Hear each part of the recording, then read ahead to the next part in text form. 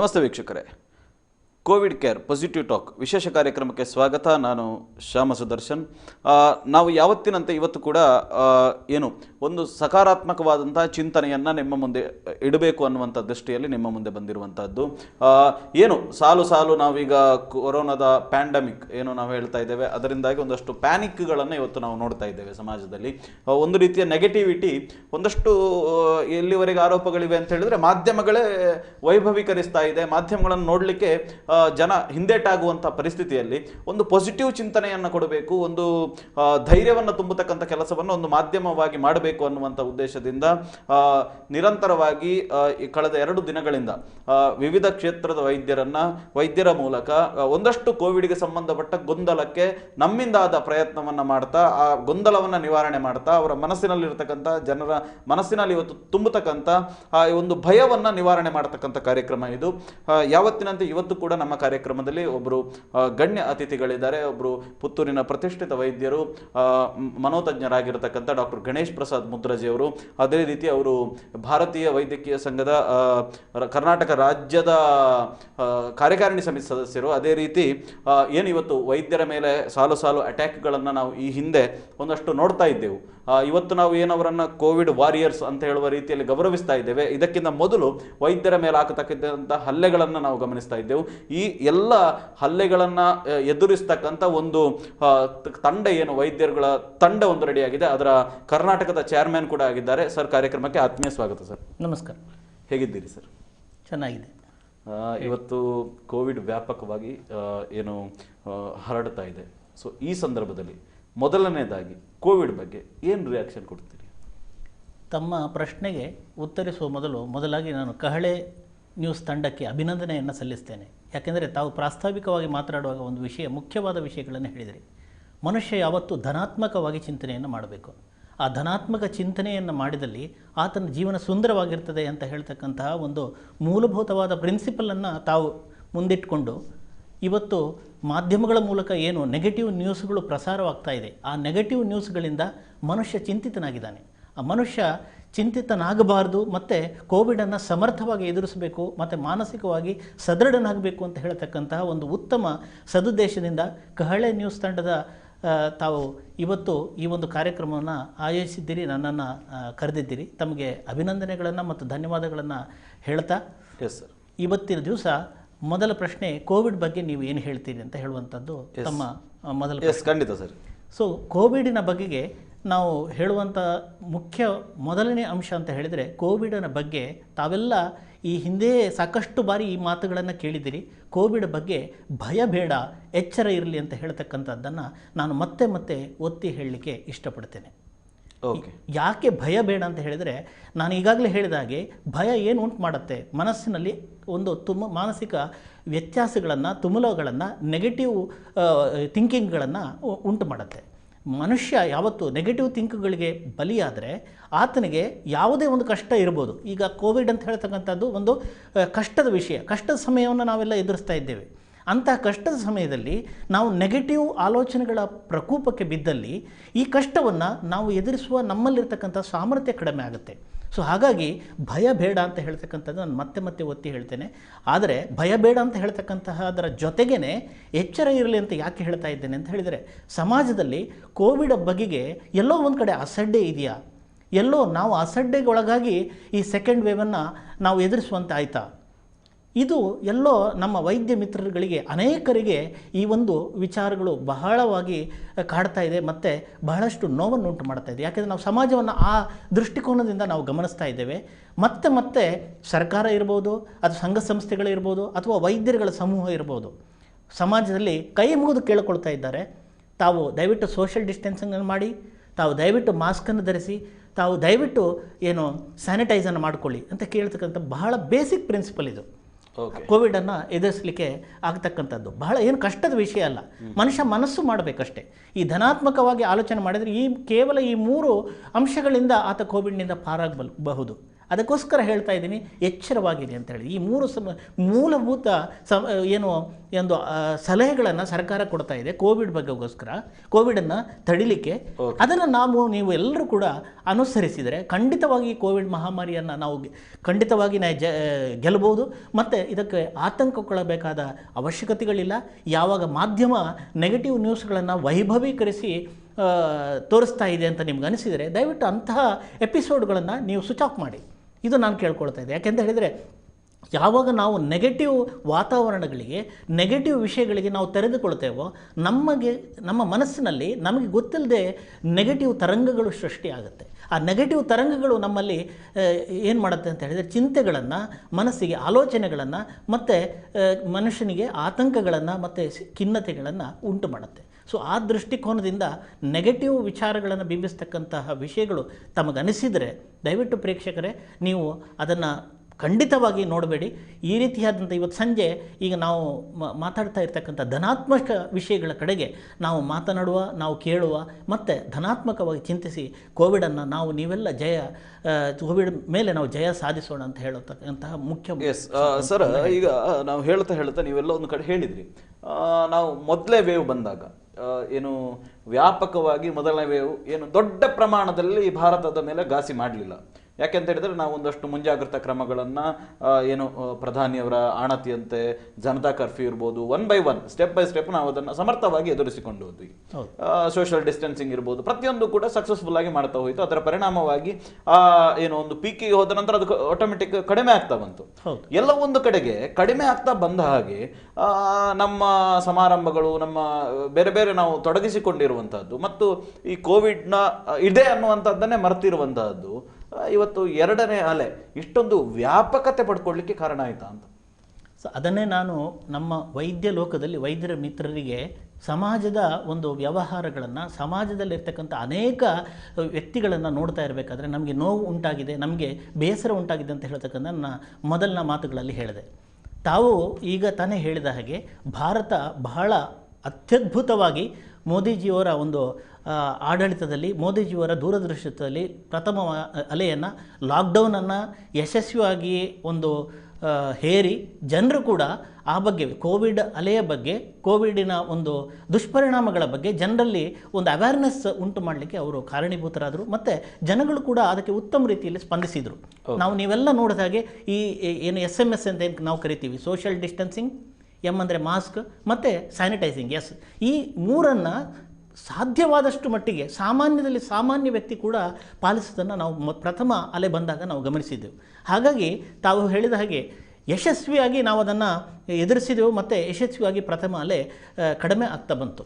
ಯಾವಾಗ ಕೋವಿಡ್ ಅಲೆ ಜಾಸ್ತಿ ಆಗುತ್ತೆ, ಕೋವಿಡ್ ಇನ್ಫೆಕ್ಷನ್ ಜಾಸ್ತಿ ಆಗುತ್ತೆ, ಮನುಷ್ಯ ಅಸಡ್ಡೆಗೊಳಗಾದಾಗ ಒಬ್ಬನಿಂದ ಒಬ್ಬನಿಗೆ ಅದು ವೈರಸ್ ಅದಕ್ಕೊಂದು ಮಾಧ್ಯಮ ಬೇಕು. ಈ ವೈರಸ್ ಹಬ್ಬಬೇಕಾದ್ರೆ ಮಾಧ್ಯಮ ಅಂದರೆ ಮನುಷ್ಯ. ಒಬ್ಬ ವ್ಯಕ್ತಿಯಿಂದ ಇನ್ನೊಬ್ಬ ವ್ಯಕ್ತಿಗೆ ಅಲ್ಲಿ ತಡೆ ನಾವು ಒಡ್ಡಿದಲ್ಲಿ ಆವಾಗ ಆ ಪ್ರಸರಣ, ವೈರಸ್ಸಿನ ಪ್ರಸರಣ ಏನಿದೆ ಅದು ತನ್ನಿಂತಾನೇ ನಿಲ್ಲುತ್ತೆ. ತನ್ನಿಂತಾನೆ ನಿಂತಾಗ ಆ ಅಲೆಯ ಪ್ರಮಾಣ ಕೂಡ ಕಡಿಮೆ ಆಗುತ್ತೆ. ಈಗ ತಾವು ಹೇಳಿದ ಹಾಗೆ ಈ ಸೆಕೆಂಡ್ ಅಲೆಯಲ್ಲಿ ಏನಾಯಿತು, ನಾವು ಎಲ್ಲೋ ಒಂದು ಕಡೆ ಮೈಮರೆತು ಯಶಸ್ವಿಯಾಗಿ ನಾವು ಪ್ರಥಮ ಅಲೆಯನ್ನು ನಾವು ಗೆದ್ದಿದ್ದೇವೆ. ಕೋವಿಡ್ ಮಹಾಮಾರಿ ಅಂತ ಹೇಳ್ತಕ್ಕಂಥದ್ದು ಎಲ್ಲರೂ ವೈದ್ಯರ ಮಿತ್ರರು ಹೇಳಿದಾಗೆ ಅಥವಾ ಸರ್ಕಾರ ಹೇಳಿದಾಗೆ ಅಷ್ಟೊಂದು ದೊಡ್ಡ ಪ್ರಾಬ್ಲಮ್ ಕೊಡ್ತಕ್ಕಂತಹ ಏನು ಪ್ಯಾಂಡಮಿಕ್ ಅಲ್ಲ ಅದು. ಅದನ್ನು ಮಾಧ್ಯಮಗಳು ಜಾಸ್ತಿ ಮಾಡಿದ್ದಾವೆ, ಅದನ್ನು ಸರ್ಕಾರಗಳು ಅನ್ನೆಸರಿಯಾಗಿ ಹೇಳ್ತಾ ಇದ್ದಾವೆ, ಆದರೆ ವೈದ್ಯರು ಅನ್ನೆಸರಿಯಾಗಿ ಇದಕ್ಕೆ ಒತ್ತು ಕೊಟ್ಟು ಹೇಳ್ತಾ ಇದ್ದಾರೆ ಅಂತ ಹೇಳ್ತಕ್ಕಂತಹ ಎಲ್ಲೋ ಒಂದು ತಪ್ಪು ಕಲ್ಪನೆ ಈ ಸಮಾಜದಲ್ಲಿ ಬಹುಶಃ ಮೂಡಿದೆ ಅಂತ ಹೇಳ್ತಕ್ಕಂಥ ಒಂದು ಬಲವಾದ ನಂಬಿಕೆ ನಮ್ಮಂತ ವೈದ್ಯ ಮಿತ್ರರಿಗಿದೆ.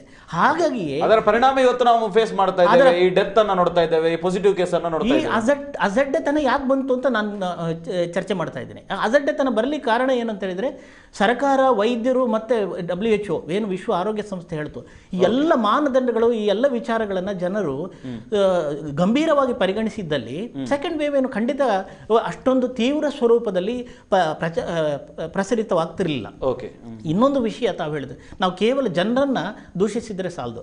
ಇನ್ನೊಂದು ವಿಷಯ ಮುಖ್ಯವಾಗಿ ಗಮನಿಸಬೇಕಾದಂತ ಹೇಳಿದ್ರೆ, ಈ ಸೆಕೆಂಡ್ ವೇವ್ಗೆ ಸಾಕಷ್ಟು ಜನ ದೂರ್ತಾರೆ. ಎಲ್ಲೋ ಸರ್ಕಾರಕ್ಕೆ ಇದರ ಗಂಭೀರತೆ ಅರ್ಥ ಆಗ್ಲಿಲ್ವೋ, ಎಲ್ಲೋ ಸರ್ಕಾರ ಇದನ್ನ ಹ್ಯಾಂಡಲ್ ಮಾಡಿದ ರೀತಿ ಸರಿ ಇಲ್ವೋ ಅಂತ ಹೇಳ್ತಕ್ಕಂಥ ಅನೇಕ ಪ್ರಶ್ನೆಗಳು ಕೂಡ ಈ ಒಂದು ಸಂದರ್ಭದಲ್ಲಿ ನಿಮ್ಗೆಲ್ಲರಿಗೂ ಮೂಡಿ ಬಂದಿದೆ. ಆದರೆ ಗಮನಿಸಿ ಶ್ಯಾಮ್ ಸುಂದರ್ ಅವರೇ, ಈಗ ನೀವು ಈ ಸೆಕೆಂಡ್ ಅಲೆ ಅಂತ ಹೇಳ್ತಕ್ಕಂಥದ್ದು ಏನಾಯಿತು ಅಂತ ಹೇಳಿದರೆ, ಇಲ್ಲಿ ವೈರಸ್ ರೂಪಾಂತರಗೊಂಡು ಅದು ಬಂತು.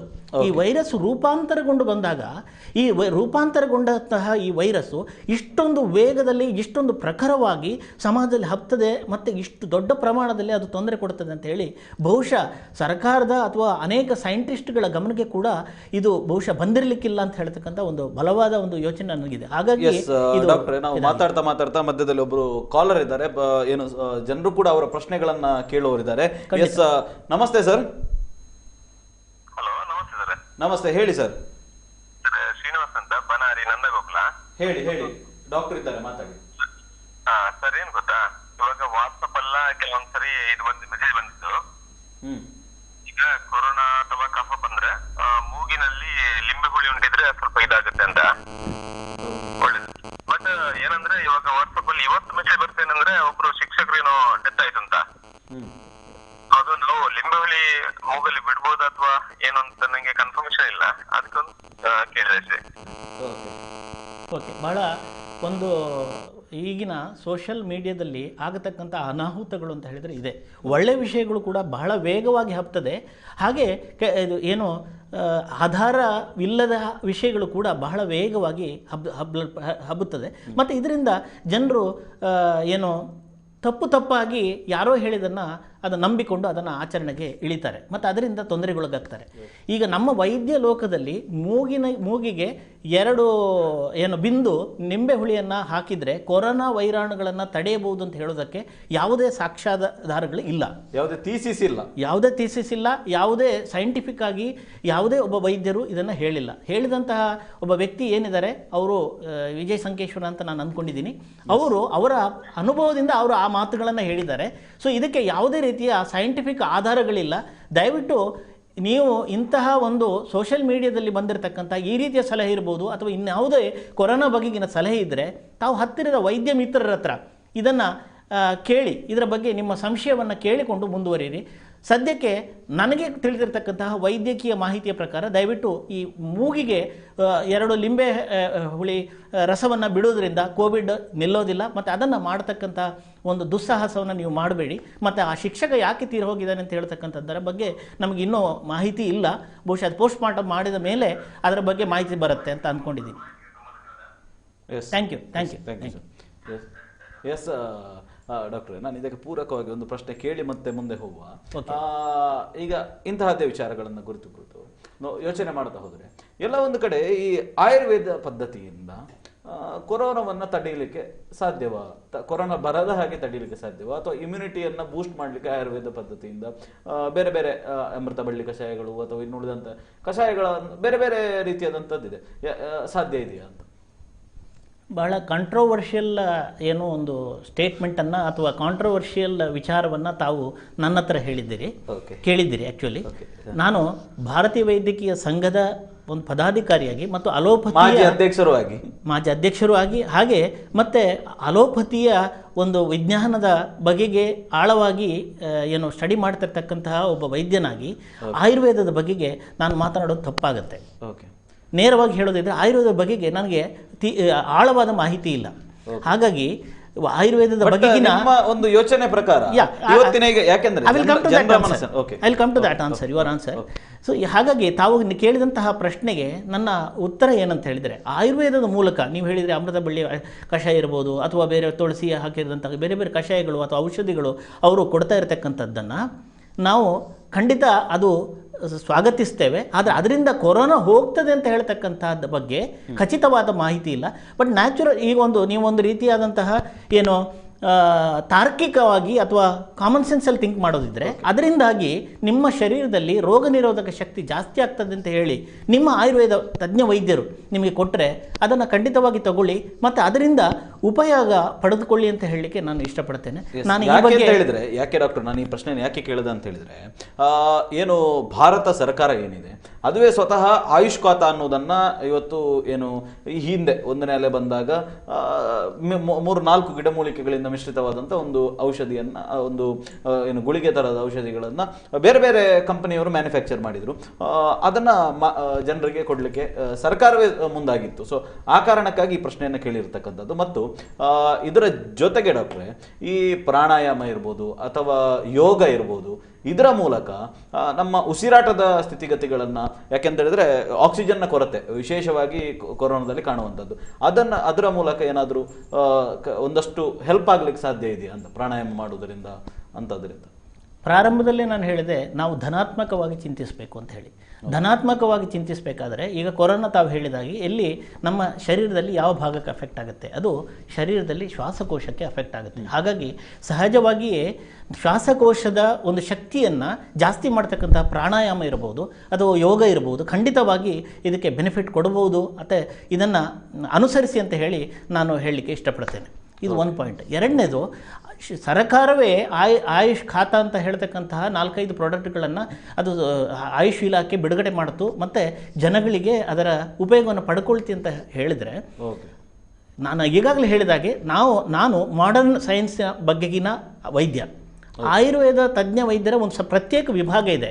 ಅವರು ಕೂಡ ವೈಜ್ಞಾನಿಕವಾಗಿ ಅವರ ವಿಭಾಗದಲ್ಲಿ ಯಾವುದೆಲ್ಲ ಔಷಧಿಗಳಿಂದ ಉಪಯೋಗ ಆಗ್ತಾ ಇದೆ ಇಂಥ ಪ್ಯಾಂಡೆಮಿಕ್ ಸಂದರ್ಭದಲ್ಲಿ ಅಂತ ಹೇಳಿ ಸೈಂಟಿಫಿಕ್ ಆಗಿ ಆಲೋಚನೆ ಮಾಡಿ ಅವರು ಯಾವುದಾದ್ರು ಪ್ರಾಡಕ್ಟ್ಸನ್ನು ಜನರಿಗೆ ಉಪಯೋಗ ಆಗಲಿ ಅಂತ ಬಿಡುಗಡೆ ಮಾಡಿದರೆ ಖಂಡಿತ ಅದು ಸ್ವಾಗತಾರ್ಹ ಮತ್ತು ಜನರು ಅದನ್ನು ಉಪಯೋಗಿಸ್ಕೊಳ್ಳಿ. ಬಟ್ ನಾನು ಏನು ಹೇಳಲಿಕ್ಕೆ ಇಷ್ಟಪಡ್ತೇನೆ ಅಂತ ಹೇಳಿದರೆ, ಈಗ ತಾನೇ ನಮಗೆ ಬಂದ ಪ್ರಶ್ನೆ ಹಾಗೆ, ಯಾವುದ್ಯಾವುದೋ ಸೋಷಿಯಲ್ ಮೀಡಿಯಾದಲ್ಲಿ ನೋಡಿಬಿಟ್ಟು ಅದನ್ನು ಅನುಸರಿಸಬೇಡಿ. ಪಕ್ಕದ ನಿಮ್ಮದೇ ಊರಿನಲ್ಲಿ ಹತ್ತಿರದ ಆಯುರ್ವೇದ ತಜ್ಞರು ಇರ್ತಾರೆ, ಅವರ ಮಳಿಗೆಗಳಿಗೆ ಅವರ ಕ್ಲಿನಿಕ್ಗಳಿಗೆ ಹೋಗಿ, ನಿಮಗೆ ಕೊರೋನಾದ ಜೊತೆಗೆ ಬೇರೆ ಏನಾದರೂ ಕಾಯಿಲೆನೂ ಇರ್ಬೋದು. ಸೊ ಬೇರೆ ಕಾಯಿಲೆ ಇದ್ದರೆ ಆ ಕಾಂಟ್ರಾ ಇಂಡಿಕೇಷನ್ ಆಗ್ಬೋದು, ಅಂದರೆ ತೊಗೊಂಡ್ರೆ ತೊಂದರೆ ಆಗ್ಬೋದು. ನಿಮ್ಮ ಬೇರೆ ಕಾಯಿಲೆಗಳ ಬಗ್ಗೆ ಹೇಳಿ, ಈ ಕೊರೋನಾಕ್ಕೆ ನಾನು ಈ ಮಾತ್ರೆ ತೊಗೋಬೋದಾ ಅಥವಾ ಈ ಆಯುರ್ವೇದದ ಔಷಧಿ ತೊಗೋಬೋದಾ ಅಂತ ಕೇಳಿ ತೊಗೊಳ್ಳೋದು ಸೂಕ್ತ ಅಂತ ಹೇಳಿ ನನ್ನ ಅಭಿಪ್ರಾಯ. ಎಸ್ ಡಾಕ್ಟ್ರೇ, ಇವಾಗ ಯಾಕೆ ಅಂತ ಕೇಳಿದರೆ, ವಿಶೇಷವಾಗಿ ನೀವು ನರಮಾನಸಿಕ ರೋಗಿಗಳನ್ನೇ ಹೆಚ್ಚಾಗಿ ನೋಡ್ತಾ ಇರುವಂಥದ್ದು.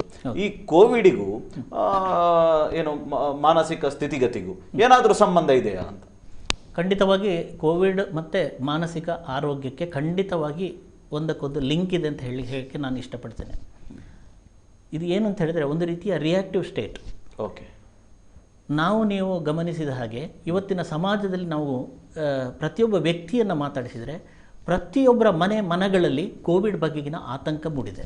ಕೋವಿಡ್ ಬಗ್ಗೆ ನಾಳೆ ನಮ್ಮ ಸಂಬಂಧಿಕರಿಗೆ ಬರುತ್ತಾ, ಅಥವಾ ನಾನು ಹೊರಗಡೆ ವ್ಯವಹಾರಕ್ಕೆ ಹೋಗ್ತೇನೆ, ನನಗೆ ಕೋವಿಡ್ ಬರುತ್ತಾ, ಕೋವಿಡ್ ಬಂದರೆ ನನಗೆ ಬೇಕಾದ ಟ್ರೀಟ್ಮೆಂಟ್ ಸಿಗುತ್ತಾ, ಕೋವಿಡ್ ಬರೋದರಿಂದ ಬಂದಾಗ ನಾನು ಯಾವ ರೀತಿ, ಒಂದು ವೇಳೆ ಬರದ ಹಾಗೆ ನಾನು ಯಾವ ಮುಂಜಾಗರೂಕತೆಯ ಕ್ರಮಗಳನ್ನು ತೆಗೆದುಕೊಳ್ಳಬೇಕು, ಮತ್ತು ಆ ಕ್ರಮಗಳು ನನಗೆ ನಾನು ತಗೊಂಡ ಕ್ರಮಗಳು, ಅಥವಾ ನನ್ನ ಇದು ಆರೋಗ್ಯದ ಬಗೆಗಿನ ಆತಂಕ ಇರ್ಬೋದು. ಹಾಗೆಯೇ ಎಷ್ಟೋ ಬಿಸ್ನೆಸ್ ಮ್ಯಾನ್ಗಳು ಇರ್ಬೋದು, ಉದ್ಯಮಗಳಿರ್ಬೋದು, ಅವರಿಗೆ ಈ ಪ್ಯಾಂಡಮಿಕ್ಕಿಂದಾಗಿ, ಲಾಕ್ಡೌನಿಂದಾಗಿ ಅವರ ಬಿಸ್ನೆಸ್ಗೆ ದೊಡ್ಡ ಹೊಡೆತ ಉಂಟಾಗಿದೆ. ಸೊ ಈ ಬಿಸಿನೆಸ್ಸಿಗೆ ಬಂದಿರತಕ್ಕಂಥ ಹೊಡೆತದಿಂದ ಅವರ ಫೈನಾನ್ಷಿಯಲ್ ಸ್ಟೇಟಸ್ ಅಂತ ಏನು ಹೇಳ್ತೇವೆ, ಅದರ ಕಡೆಗೆ ಅವರು ತುಂಬ ಚಿಂತಿತರಾಗಿರ್ತಾರೆ ಸಹಜವಾಗಿ. ಹಾಗೆ ನೀವು ಪ್ರತಿಯೊಬ್ಬರ ವೃತ್ತಿಪರರನ್ನು ಗಮನಿಸಿ. ನಾನು ನಮ್ಮ ವೈದ್ಯ ಲೋಕದ ಬಗ್ಗೆ ಹೇಳೋದಿದ್ರೆ, ನಮ್ಮ ವೈದ್ಯ ಲೋಕದಲ್ಲಿ ಕೂಡ ಈ ಕೋವಿಡ್ ಮಹಾಮಾರಿಯಿಂದ ನಾವು ಟ್ರೀಟ್ಮೆಂಟ್ ಮಾಡಬೇಕಾದ್ರೆ, ನನಗೆಲ್ಲೋ ಟ್ರೀಟ್ಮೆಂಟ್ ಮಾಡ್ತಿರ್ತಕ್ಕಂತಹ ವೈದ್ಯನಾಗಿ ನನಗೆ ಎಲ್ಲಿ ಕೋವಿಡ್ ಬಂದುಬಿಡುತ್ತೆ ರೋಗಿಯಿಂದ, ಅದು ಬಂದರೆ ನಾನು ಒಂದು ವೇಳೆ ಕೋವಿಡಿಂದ ತೊಂದರೆಗೊಳಗಾದರೆ ನನ್ನ ಫ್ಯಾಮಿಲಿ ನನ್ನನ್ನು ಹೇಗೆ ನೋಡಿಕೊಳ್ಳುತ್ತೆ, ಅಂದರೆ ಫ್ಯಾಮಿಲಿ ಅದಕ್ಕೆ ಹೇಗೆ ಸಿದ್ಧರಾಗಿರುತ್ತೆ ಅಂತ ಹೇಳ್ತಕ್ಕಂಥದ್ದು. ಮತ್ತು ನನ್ನ ಪ್ರೊಫೆಷನಲ್ ಲೈಫಿನ ಅನ್ಸರ್ಟನಿಟಿ ಬಗೆಗಿನ ಒಂದು ಆತಂಕ ಇರ್ಬೋದು. ಹೀಗೆ ಹಲವು ಸಮಸ್ಯೆಗಳ ಮೂಲಕ ಕೋವಿಡ್ ತನ್ನ ಕಾಯಿಲೆಯ ಮೂಲಕ ಮತ್ತು ಅದರಿಂದ ಬರತಕ್ಕಂತಹ ಇಂಡೈರೆಕ್ಟ್ ಸಮಸ್ಯೆಗಳ ಮೂಲಕ ಅದು ಮನಸ್ಸಿನ ಮೇಲೆ ಒಂದು ರೀತಿಯಾದಂತಹ ಒಂದು ಪರಿಣಾಮಗಳನ್ನು ಉಂಟು ಮಾಡಿ, ಆತಂಕ ಇರ್ಬೋದು, ಖಿನ್ನತೆ ಇರ್ಬೋದು, ಈ ಒಂದು ಸಮಸ್ಯೆಯನ್ನು ಅದು ಉಂಟು ಮಾಡ್ತಾ ಇದೆ.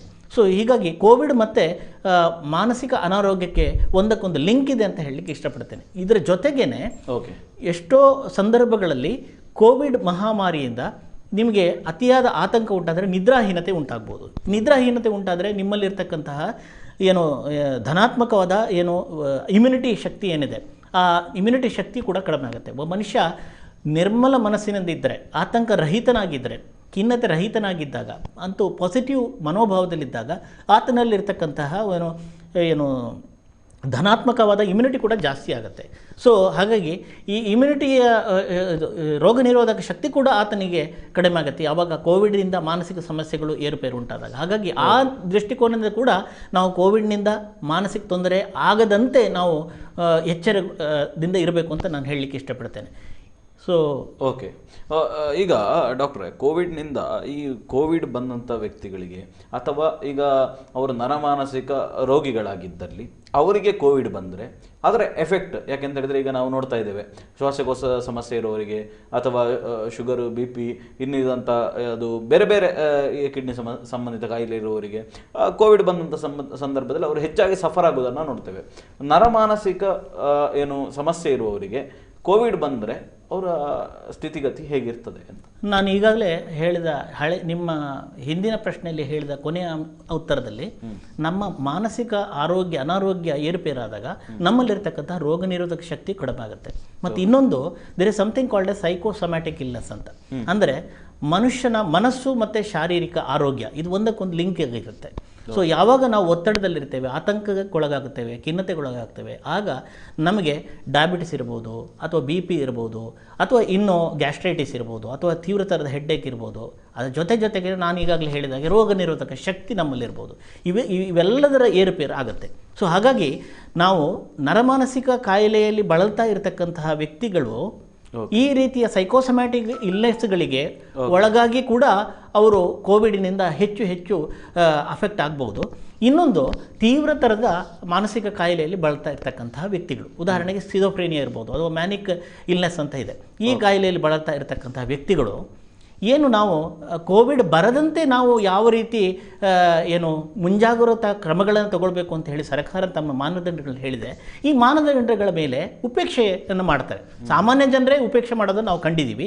ಈ ಯಾವಾಗ ಒಬ್ಬನ ಮಾನಸಿಕ ಆರೋಗ್ಯ ಏರುಪೇರಾದಾಗ ಆತ ತಾನು ತೆಗೆದುಕೊಳ್ಳಬೇಕಾದ ಏನು ಜಾಗರೂಕತೆ ಕ್ರಮಗಳನ್ನು ಕೂಡ ಉಪೇಕ್ಷೆ ಮಾಡಿ ಆತ ಹೆಚ್ಚು ಕೋವಿಡಿನಿಂದ ಏನು ಕೋವಿಡ್ ರೋಗವನ್ನು ಪಡೆದುಕೊಳ್ಳುವ ಒಂದು ಚಾನ್ಸಸ್ ಅಂತ ಏನಿದೆ ಅದನ್ನು ಆತನಿಗೆ ಬರುವ ಸಂಭವನೀಯತೆ ಅಂತ ನಾವು ಹೇಳುತ್ತೆ ಅದು ಜಾಸ್ತಿ ಆಗುತ್ತೆ. ಸೊ ಹಾಗಾಗಿ ನರಮಾನಸಿಕ ಕಾಯಿಲೆ ಇರತಕ್ಕಂತಹ ಯಾವುದೇ ವ್ಯಕ್ತಿಗೆ ಕೋವಿಡ್ ಬರುವ ಪ್ರಮಾಣ ಕೂಡ ಜಾಸ್ತಿ ಮತ್ತು ಕೋವಿಡ್ನಿಂದ ಆಗತಕ್ಕಂತಹ ಅಪಾಯಗಳು ಕೂಡ ಜಾಸ್ತಿ ಅಂತ ಹೇಳೋದನ್ನು ನಾನು ಹೇಳಲಿಕ್ಕೆ ಇಷ್ಟಪಡ್ತೇನೆ. ಎಸ್ ಡಾಕ್ಟ್ರೆ, ಇನ್ನು ಅನೇಕ ವಿಚಾರಗಳನ್ನು ನಿಮ್ಮ ಜೊತೆ ಮಾತಾಡಬೇಕು. ಒಂದಷ್ಟು ಏನು ವೀಕ್ಷಕರು ಕೂಡ ಕಾಲ್ ಮಾಡುವವರಿದ್ದಾರೆ. ಎಸ್, ವೀಕ್ಷಕರು ಕೂಡ ನೋಡ್ತಾ ಇದ್ದೀರಿ, ಕೆಳಗಡೆ ಕಾಣ್ತಾ ಇರುವಂಥ ನಂಬರಿಗೆ ನೀವು ಕಾಲ್ ಮಾಡ್ಬೋದು, ನಿಮ್ಮ ಪ್ರಶ್ನೆಗಳನ್ನು ಕೇಳ್ಬೋದು, ನಿಮ್ಮ ಮನಸ್ಸಿನಲ್ಲಿರತಕ್ಕಂಥ ವಿವಿಧ ಗೊಂದಲಗಳಿಗೆ ಸಾಧ್ಯವಾದರೆ ಉತ್ತರ ಕೊಡುವಂಥ ಪ್ರಯತ್ನವನ್ನು ಡಾಕ್ಟರ್ ಮಾಡ್ತಾರೆ ಅಂತೇಳಿ ನಂಬಿಕೊಂಡಿದ್ದೇವೆ. ಎಸ್, ಈಗ ಒಂದು ಸಣ್ಣ ವಿರಾಮ ತೆಗೆದುಕೊಳ್ಳುವ ಹೊತ್ತಾಗಿದೆ. ಒಂದು ಸಣ್ಣ ವಿರಾಮದ ಬಳಿಕ ಕಾರ್ಯಕ್ರಮ ಮುಂದುವರಿತದೆ. ಒಂದು ಸಣ್ಣ ವಿರಾಮ.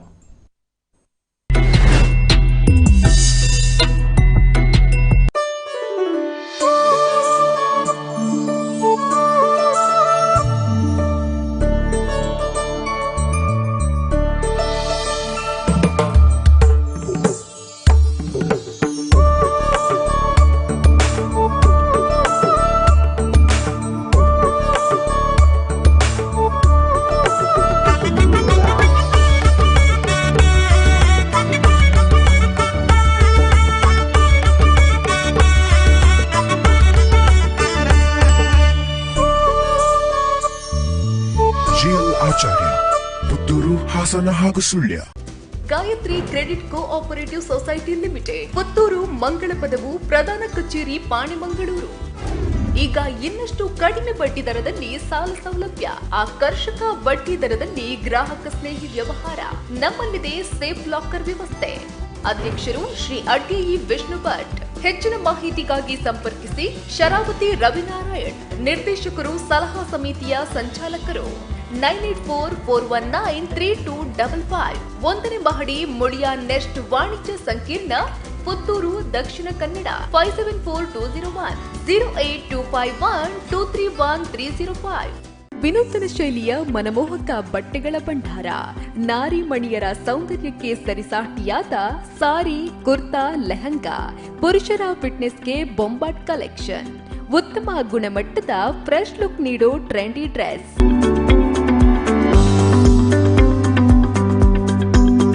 ನಿಮ್ಮ ಮನೆಯಲ್ಲಿ ಮದುವೆ ಸಮಾರಂಭ ಇದೆಯಾ? ಬಟ್ಟೆ ಪರ್ಚೇಸ್ ಮಾಡುವುದಕ್ಕೆ ಮಳಿಗೆಗಳ ಹುಡುಕಾಟದಲ್ಲಿದ್ದೀರಾ? ಹಾಗಾದ್ರೆ ಇಂದೇ ಭೇಟಿ ನೀಡಿ ಶ್ರೀ ದುರ್ಗಾ ಟೆಕ್ಸ್ಟೈಲ್ಸ್, ಹಾಸನ್ ಟವರ್, ಉಪ್ಪಿನಂಗಡಿ. ಸಂಪರ್ಕಿಸಿ 08256295208. ನಮ್ಮ ಇತರ ಶಾಖೆಗಳು ಉಜಿರೆ, ಬೆಳ್ತಂಗಡಿ, ಮಡಂತ್ಯಾರು, ಬಂಟ್ವಾಳ. ನಿಮ್ಮ ಕನಸು ನನಸಾಗಿಸಲು ಬಂದಿದೆ ಜಿಪಿಆರ್ ಗ್ರೂಪ್. ಸರ್ಕಾರದ ಮಾನ್ಯತೆ ಪಡೆದ ಕ್ಲಾಸ್ 1 ಎಲೆಕ್ಟ್ರಿಕಲ್ ಮತ್ತು ಸಿವಿಲ್ ಇಂಜಿನಿಯರ್ ಹಾಗೂ ಕಾಂಟ್ರಾಕ್ಟರ್ ಸಂಸ್ಥೆ. ಅತಿ ಕ್ಲಿಪ್ತ ಸಮಯದಲ್ಲಿ ಎಲೆಕ್ಟ್ರಿಕಲ್, ಬಿಲ್ಡಿಂಗ್, ಕನ್ಸ್ಟ್ರಕ್ಷನ್ ಕೆಲಸ, ಗುತ್ತಿಗೆದಾರರಾಗಿ ಕೆಲಸ ನಿರ್ವಹಿಸುವ ಏಕೈಕ ವಿಶ್ವಾಸಾರ್ಹ ಸಂಸ್ಥೆ. ನಿಮ್ಮ ಮನೆಯನ್ನ ಇನ್ನಷ್ಟು ಸುಂದರಗೊಳಿಸುವಲ್ಲಿ ಎರಡು ಮಾತಿಲ್ಲ. ನಂಬಿಕೆಗೆ ಇನ್ನೊಂದು ಹೆಸರೇ ಜಿಪಿಆರ್ ಗ್ರೂಪ್.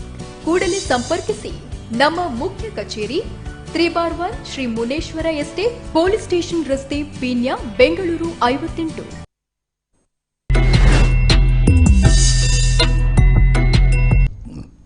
ನಮಸ್ತೆ ವೀಕ್ಷಕರೇ, ವಿರಾಮದ ಬಳಿಕ ವಿಶೇಷ ಕಾರ್ಯಕ್ರಮಕ್ಕೆ ಸ್ವಾಗತ. ವಿರಾಮಕ್ಕೆ ಹೋಗೋದಕ್ಕೆ ಮೊದಲೇ ನಾವು ಅನೇಕ ವಿಚಾರಗಳನ್ನು ಕೋವಿಡ್ಗೆ ಸಂಬಂಧಪಟ್ಟಂತೆ ಮತ್ತು ಮಾನಸಿಕ ಸ್ಥಿತಿಗತಿಗಳಿಗೆ ಸಂಬಂಧಪಟ್ಟಂತೆ ಮತ್ತು ನೆಗೆಟಿವಿಟಿ ಮತ್ತು ಪಾಸಿಟಿವಿಟಿ, ಈ ಎರಡೂ ವಿಚಾರಗಳನ್ನು ನಾವು ಚರ್ಚೆ ಮಾಡ್ತಾ ಇದ್ವಿ, ತುಲನೆ ಮಾಡ್ತಾ ಇದ್ವಿ.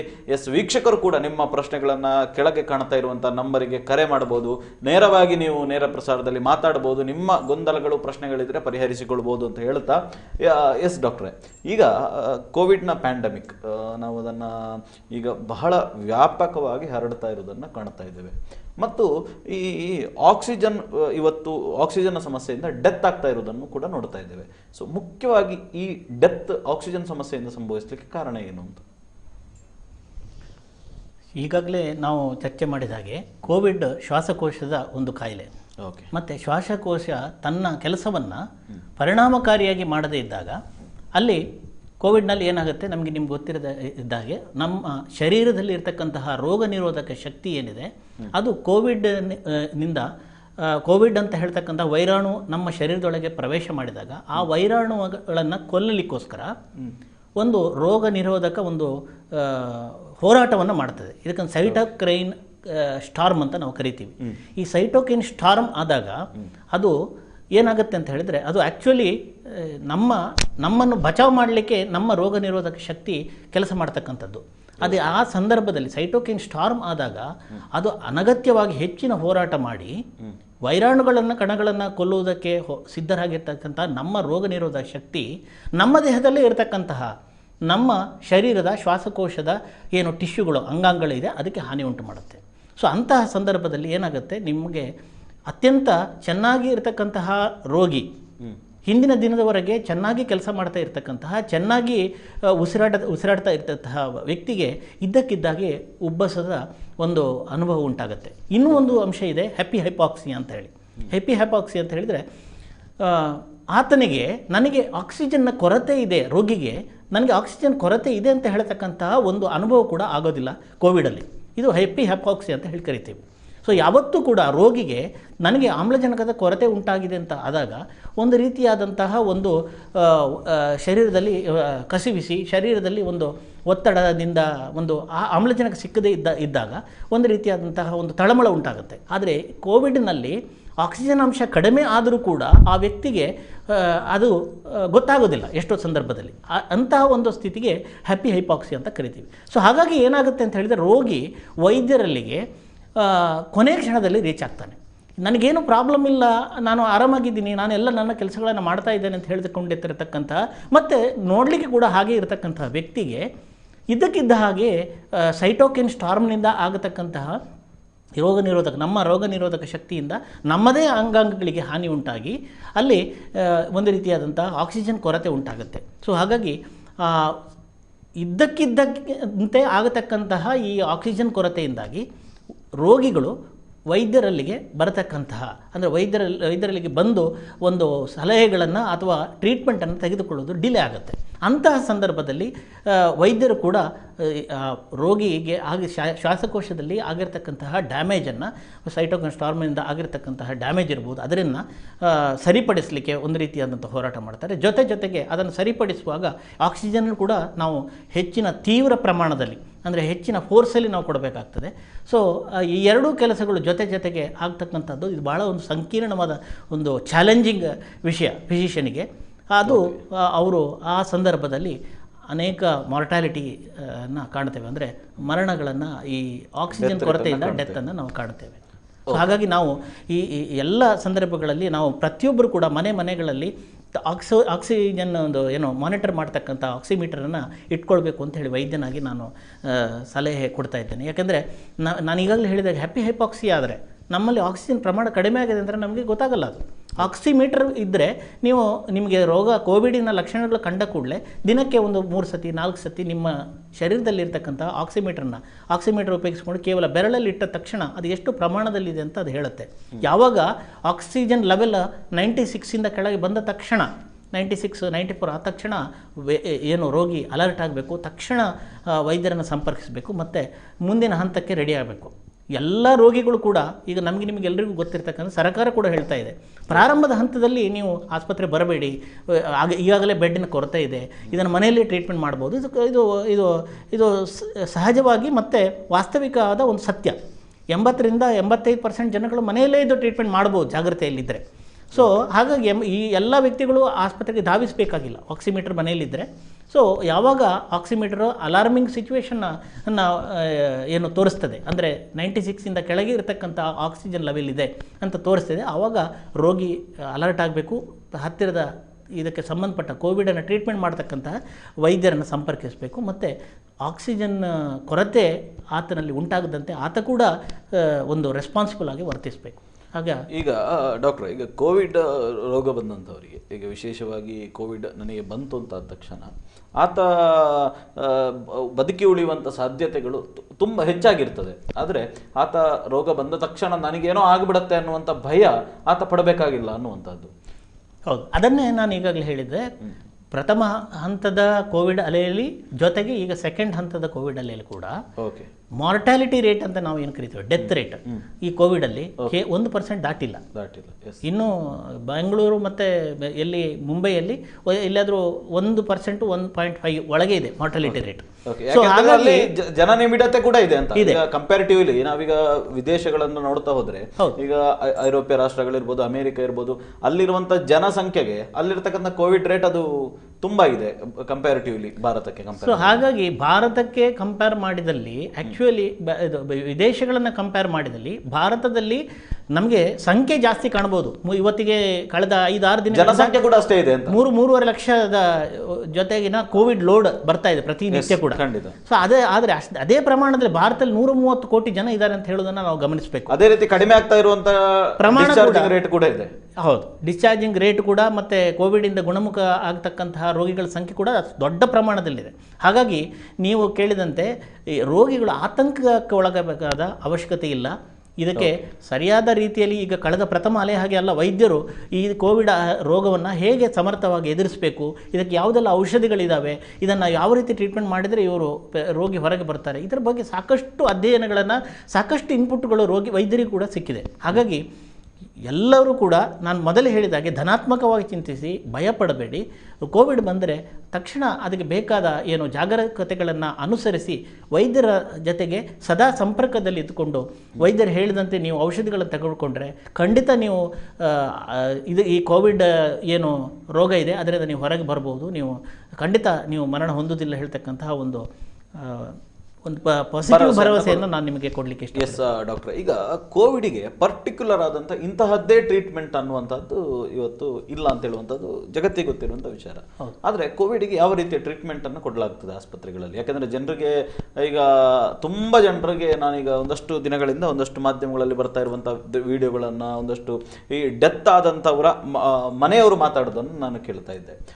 ಎಲ್ಲೋ ಒಂದು ಕಡೆ ಅವರಿಗೆ ಯಾವ ರೀತಿಯ ಟ್ರೀಟ್ಮೆಂಟು ಸಿಗ್ತಾ ಇಲ್ಲ ಅನ್ನೋದನ್ನು ಹೇಳ್ತಾರೆ. ಆದರೆ ಟ್ರೀಟ್ಮೆಂಟ್ ಏನು ಅಂತ ಹೇಳುವಂಥದ್ದು ಅವ್ರಿಗೆ ಗೊತ್ತಿದೆಯಾ ಅನ್ನುವಂಥದ್ದು ಪ್ರಶ್ನೆ ಇರುವಂಥದ್ದು. ಕೋವಿಡ್ಗೆ ಏನು ಟ್ರೀಟ್ಮೆಂಟ್ಗಳನ್ನು ಬೇಸಿಕ್ ಆಗಿ ಕೊಡ್ತಾರೆ ಅಂತ? ಸೊ ಬೇಸಿಕ್ ಆಗಿ ನಾವು ನೋಡಲಿಕ್ಕೆ ಹೊರಟ್ರೆ, ಪ್ರಾರಂಭದ ಹಂತದಲ್ಲಿ ಅವರಿಗೆ ಕೋವಿಡ್ ಬಂದಂತಹ ವ್ಯಕ್ತಿಗೆ ಇಮ್ಯುನಿಟಿ ಬೂಸ್ಟರ್ ಅಂತ ವಿಟಮಿನ್ ಸಿ ಇರ್ಬೋದು, ಜಿಂಕ್ ಇರ್ಬೋದು, ಇದನ್ನು ಕೊಡ್ತಾರೆ. ಅದರ ಜೊತೆಗೆ ಪ್ಯಾರಾಸಿಟಮಾಲ್, ಎಲ್ಲಾದರೂ ಕಾಯಿಲೆ ಪ್ರಮಾಣದಲ್ಲಿ ಜ್ವರ ಏರುಪೇರು ಆದರೆ ಜ್ವರ ಕಡಿಮೆ ಆಗುವಂತೆ ಪ್ಯಾರಾಸಿಟಮಾಲನ್ನು ಕೊಡ್ತಾರೆ. ಮತ್ತು ಸಹಜವಾಗಿ ಸೈಟೋಕಿನ್ ಸ್ಟಾರ್ಮಿಂದ ಶ್ವಾಸಕೋಶದಲ್ಲಿ ಡ್ಯಾಮೇಜ್ ಆಗಿರುವಾಗ ಸೆಕೆಂಡ್ರಿ ಇನ್ಫೆಕ್ಷನ್ಗಳು ಆಗಬಾರ್ದು ಅಂತ ಹೇಳ್ತಕ್ಕಂಥ ದೃಷ್ಟಿಕೋನದಿಂದ ಅಗತ್ಯ ಬಿದ್ದಲ್ಲಿ ತಜ್ಞ ವೈದ್ಯರು ಆಲೋಚನೆ ಮಾಡಿ ಅದಕ್ಕೆ ಬೇಕಾದಂತಹ ಆ್ಯಂಟಿಬಯೋಟಿಕ್ಗಳನ್ನು ಕೂಡ ಕೊಡ್ತಾರೆ. ಇದರ ಜೊತೆಗೇ ನಮ್ಮ ICMR ಗೈಡ್ಲೈನ್ಸ್ ಪ್ರಕಾರ ತಜ್ಞ ವೈದ್ಯರುಗಳ ಮಾನದಂಡದ ಏನು ಸಲಹೆಯಂತೆ ಅದಕ್ಕೆ ಬೇಕಾದಂಥ ಸ್ಪೆಸಿಫಿಕ್ ಆದ ರೆಮ್ಡೆಸಿವಿರ್ ಅಂತ ಹೇಳ್ತಕ್ಕಂಥ ಔಷಧಿ ಇರ್ಬೋದು, ಅಥವಾ ಮುಂದಿನ ಹಂತದಲ್ಲಿ ಎಲ್ಲಾದರೂ ಕಾಯಿಲೆ ಇನ್ನೂ ಸ್ವಲ್ಪ ಹೆಚ್ಚು ಪ್ರಮಾಣದಲ್ಲಿ ರೋಗಿಯ ಶ್ವಾಸಕೋಶವನ್ನು ಡ್ಯಾಮೇಜ್ ಮಾಡ್ತಿದೆ ಅಂತ ಹೇಳ್ತಕ್ಕಂಥ ಸಂದರ್ಭದಲ್ಲಿ ಸ್ಟಿರಾಯ್ಡ್ಗಳನ್ನು ಕೊಡ್ತಾರೆ. ಇದರ ಜೊತೆಗೇ ಥ್ರೂಔಟ್ ದ ಟ್ರೀಟ್ಮೆಂಟಲ್ಲಿ ರೋಗಿಯ ಆಕ್ಸಿಜನ್ ಲೆವೆಲ್ ಕರೆಕ್ಟಾಗಿರಬೇಕು ಅಂತ ಹೇಳೋದಕ್ಕೆ ಕಡೆಗೆ ಅತ್ಯಂತ ಒಂದು ಗಮನವನ್ನು ವಹಿಸಲಾಗ್ತದೆ. ಸೊ ರೋಗಿಯ ಆಕ್ಸಿಜನ್ ಲೆವೆಲ್ ಇರ್ಬೋದು, ರೋಗಿಗೆ ಸೆಕೆಂಡ್ರಿ ಇನ್ಫೆಕ್ಷನ್ಗಳು ಆಗದಂತೆ ಇರ್ಬೋದು, ರೋಗಿಗೆ ವೈರಸ್ಸಿಂದ ರೋಗಿಯ ಶರೀರದಲ್ಲಿ ಏನಾದರೂ ಡ್ಯಾಮೇಜ್ಗಳು ಆಗಬಾರ್ದು ಅಂತ ಹೇಳುವ ಚಿಂತನೆಯಿಂದ, ಮತ್ತು ರೋಗಿಯ ಒಟ್ಟು ಆರೋಗ್ಯದ ಮೇಲೆ ಯಾವುದೇ ದುಷ್ಪರಿಣಾಮಗಳು ಆಗಬಾರ್ದು ಅಂತ ಹೇಳಿ ಹಲವು ಟ್ರೀಟ್ಮೆಂಟ್ಗಳನ್ನು ಮಾಡ್ತಾರೆ. ಕೋವಿಡ್ ಇದರ ಜೊತೆಗೇ ಸಾಮಾನ್ಯ ಮನುಷ್ಯರಿಗೆ ಅರ್ಥ ಆಗದ ಹಲವು ವಿಷಯಗಳಿದೆ. ಇಲ್ಲಿ ಅನೇಕ ರೀತಿಯಾದಂಥ ಇನ್ವೆಸ್ಟಿಗೇಷನ್ಗಳನ್ನು ಮಾಡಬೇಕಾಗತ್ತೆ ತಜ್ಞ ವೈದ್ಯರು. ಅದು ಇನ್ವೆಸ್ಟಿಗೇಷನ್ಗಳು ಲೆವೆಲನ್ನು ನೋಡಿಕೊಂಡು ಈ ಒಂದು ಕೋವಿಡ್ ಕಾಯಿಲೆಯ ಪ್ರಮಾಣವನ್ನು ಕೂಡ ತಜ್ಞ ವೈದ್ಯರು ನಿರ್ಧರಿಸ್ತಾರೆ.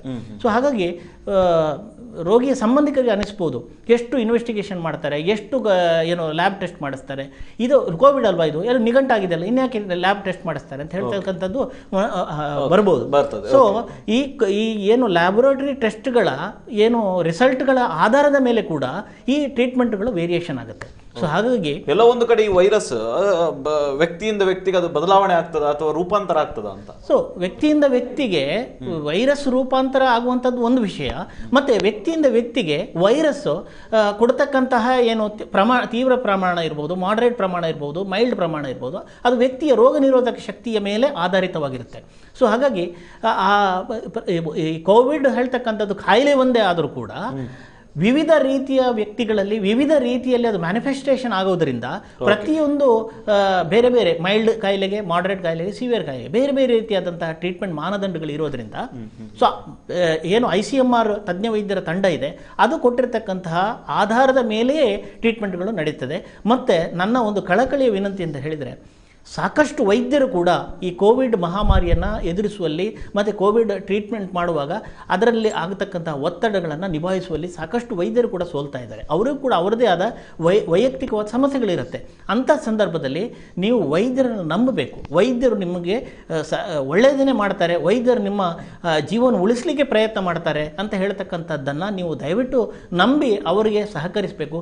ಎಲ್ಲೋ ಒಂದು ಕಡೆ ನಮ್ಮ ದುರದೃಷ್ಟಕ್ಕೆ ನಮ್ಮ ಸಂಬಂಧಿಕರಿಗೆ ಏನಾದರೂ ಕಾಯಿಲೆ ಉಲ್ಬಣಗೊಂಡು ಅವರು ಮರಣ ಹೊಂದಿದ ತಕ್ಷಣ ವೈದ್ಯರ ಮೇಲೆ ಅಟ್ಯಾಕ್ ಮಾಡುವಂಥದ್ದು, ಆಸ್ಪತ್ರೆಗಳ ಮೇಲೆ ಇಲ್ಲಸಲ್ಲದ ಆರೋಪಗಳನ್ನು ಮಾಡಿ ಆಸ್ಪತ್ರೆ ಮೇಲೆ ಅಟ್ಯಾಕ್ ಮಾಡುವಂಥದ್ದು, ಇಂಥ ಒಂದು ಪ್ರವೃತ್ತಿ ಇತ್ತೀಚಿನ ದಿನಗಳಲ್ಲಿ ಹೆಚ್ಚಾಗೋದನ್ನು ನಾವು ಕಾಣ್ತೇವೆ.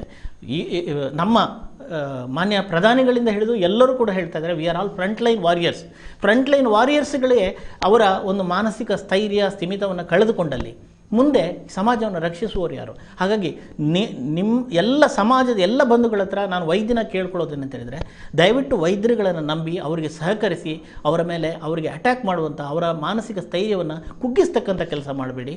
ನೀವು ಖಂಡಿತ ವೈದ್ಯರನ್ನು ನಂಬಿದಲ್ಲಿ ಇದರಲ್ಲಿ ಪಾಸಿಟಿವ್ ಆಗಿ ನಿಮಗೆ ರಿಸಲ್ಟ್ ಸಿಗುತ್ತೆ ಅಂತ ಹೇಳ್ತಕ್ಕಂಥ ಆಶಾಭಾವನೆಯನ್ನು ನಾನು ನಿಮ್ಮ ಮುಂದೆ ಹೇಳಲಿಕ್ಕೆ ಇಷ್ಟಪಡ್ತೇನೆ. ಎಸ್ ಡಾಕ್ಟ್ರೆ, ಈಗ ರಾಜ್ಯದಲ್ಲಿ ಈಗ ಯಾವಾಗಲೂ ನಾವು ಹೇಳುವಂಥದ್ದು, ಯಾವಾಗಲೂ ರೋಗ ಬರುವುದಕ್ಕೆ ಮೊದಲು ಅದಕ್ಕಿಂತ ಮೊದಲೇ ನಾವು ಜಾಗೃತ ಆದರೆ ಒಳ್ಳೆಯದು ಅಂತ. ಈಗ ಕೋವಿಡ್ ಬರುವುದಕ್ಕೆ ಮೊದಲೇ ಈಗ ಸರ್ಕಾರ ಹೇಳಿದೆ ವ್ಯಾಕ್ಸಿನೇಷನ್ಗಳು, 2 ರೀತಿಯ ವ್ಯಾಕ್ಸಿನೇಷನ್ಗಳು ಇವತ್ತು ಇಡೀ ದೇಶದಲ್ಲಿ ಕೊಡಲಾಗ್ತಾ ಇದೆ, ಕೋವಿಶೀಲ್ಡ್ ಮತ್ತು ಕೋವ್ಯಾಕ್ಸಿನ್ ಅನ್ನುವಂಥದ್ದು. ಸೊ ಇದನ್ನು ತೆಗೊಳ್ಳುವಂಥದ್ದು ಒಳ್ಳೆಯದಾ? ಎಷ್ಟರ ಮಟ್ಟಿಗೆ ಅದನ್ನು ಇದು ಮಾಡ್ಬೋದು ಅಂತ ಹೇಳಿ? ಪ್ರಪ್ರಥಮವಾಗಿ ಭಾರತೀಯ ವೈದ್ಯಕೀಯ ವಿಭಾಗದ ಸೈಂಟಿಸ್ಟ್ಗಳನ್ನು ನಾನು ಈ ವಿಷಯಕ್ಕೆ ಅಭಿನಂದಿಸ್ತೇನೆ. ಯಾಕೆಂತ ಹೇಳಿದರೆ, ಭಾರತ ಸರ್ಕಾರ ಕೂಡ ನಮ್ಮಲ್ಲೇ ವ್ಯಾಕ್ಸಿನ್ ಒಂದು ತಯಾರಿ ಆಗಬೇಕು, ನಾವು ಆತ್ಮನಿರ್ಭರ ಭಾರತ ಆಗಬೇಕು ಅಂತ ಹೇಳುವ ಒಂದು ಪರಿಕಲ್ಪನೆಯಿಂದ ಸೀರಮ್ ಇನ್ಸ್ಟಿಟ್ಯೂಟ್ ಮತ್ತು ಭಾರತ್ ಬಯೋಟೆಕ್ ಅಂತ ಹೇಳ್ತಕ್ಕಂತಹ 2 ಒಂದು ಏನು ಆರ್ಗನೈಸೇಷನ್ಗಳಿದ್ದಾವೆ, ಅವುಗಳಿಗೆ ಪೂರಕವಾದ ಒಂದು ವಾತಾವರಣವನ್ನು ನೀವು ಕೆಲಸ ಮಾಡಿ ಇದಕ್ಕೆ ಎಷ್ಟು ವೇಗವಾಗಿ ಇದರಲ್ಲಿ ನೀವು ಲಸಿಕೆಗಳನ್ನು ತಯಾರಿಸಲಿಕ್ಕೆ ಆಗ್ತದೆ ಅದನ್ನು ಹೊರತನ್ನಿ ಅಂತ ಹೇಳಿ ಒಂದು ಭರವಸೆಯ ಮತ್ತು ಪ್ರೋತ್ಸಾಹಕರ ಒಂದು ವಾತಾವರಣವನ್ನು ಕೇಂದ್ರ ಸರ್ಕಾರ ನಿರ್ಮಿಸಿದಾಗ ಅತ್ಯಂತ ವೇಗವಾಗಿ ವಿತಿನ್ 1 ಇಯರ್ ಅನ್ಪ್ರೆಸಿಡೆಂಟ್ ಅಂತ ಕರಿಬೋದು ನಾವು ಇದನ್ನು. ವಿತಿನ್ 1 ಇಯರ್ ಸೀರಮ್ ಇನ್ಸ್ಟಿಟ್ಯೂಟ್ ಮತ್ತು ಭಾರತ್ ಬಯೋಟೆಕ್ ಎರಡು ಕೂಡ ಕೊರೋನಾ ಲಸಿಕೆಗಳನ್ನು ತಂದವು. ಇದರಲ್ಲಿ ಭಾರತ್ ಬಯೋಟೆಕ್ ತಂದಿದ್ದು ಕೋವ್ಯಾಕ್ಸಿನ್ ಅಂತ ಹೇಳಿ, ಹಾಗೆ ಸೀರಮ್ ಇನ್ಸ್ಟಿಟ್ಯೂಟ್ ಅಂತ ಹೇಳ್ತಕ್ಕಂಥದ್ದು ತಂದದ್ದು ಕೋವಿಶೀಲ್ಡ್ ಅಂತ ಹೇಳ್ತಕ್ಕಂಥದ್ದು. ಈ ಎರಡೂ ವ್ಯಾಕ್ಸಿನ್ಗಳು ಒಂದಕ್ಕಿಂತ ಒಂದು ಮೇಲಲ್ಲ ಕೀಳಲ್ಲ. ಎರಡೂ ಕೂಡ ಕೋವ್ಯಾಕ್ಸಿನ್ನ ಶರೀರದಲ್ಲಿ ಕೆಲಸ ಇರತಕ್ಕಂಥದ್ದು ಬೇರೆ ಭಿನ್ನ ರೀತಿಯಾಗಿದ್ದರೆ ಕೋವಿಶೀಲ್ಡ್ ಇನ್ನೊಂದು ರೀತಿಯಲ್ಲಿ ಕೆಲಸ ಮಾಡುತ್ತೆ.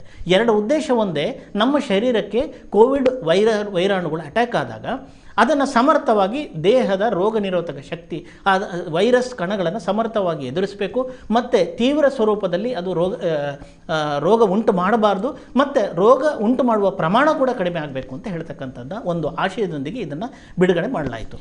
ಈಗ ವಿತಂಡವಾದಿಗಳು ನಿಮ್ಮ ಪ್ರಶ್ನೆಗೆ ಬರ್ತೇನೆ. ವಿತಂಡವಾದಿಗಳು ಅಂತ ನಾನು ಕರಿತೀನಿ ಅಂಥವ್ರನ್ನ, ಅಥವಾ ಅತಿಯಾದ ಬುದ್ಧಿಜೀವಿಗಳು ಅಂತಲೂ ನಾವು ಕರಿಬೋದು.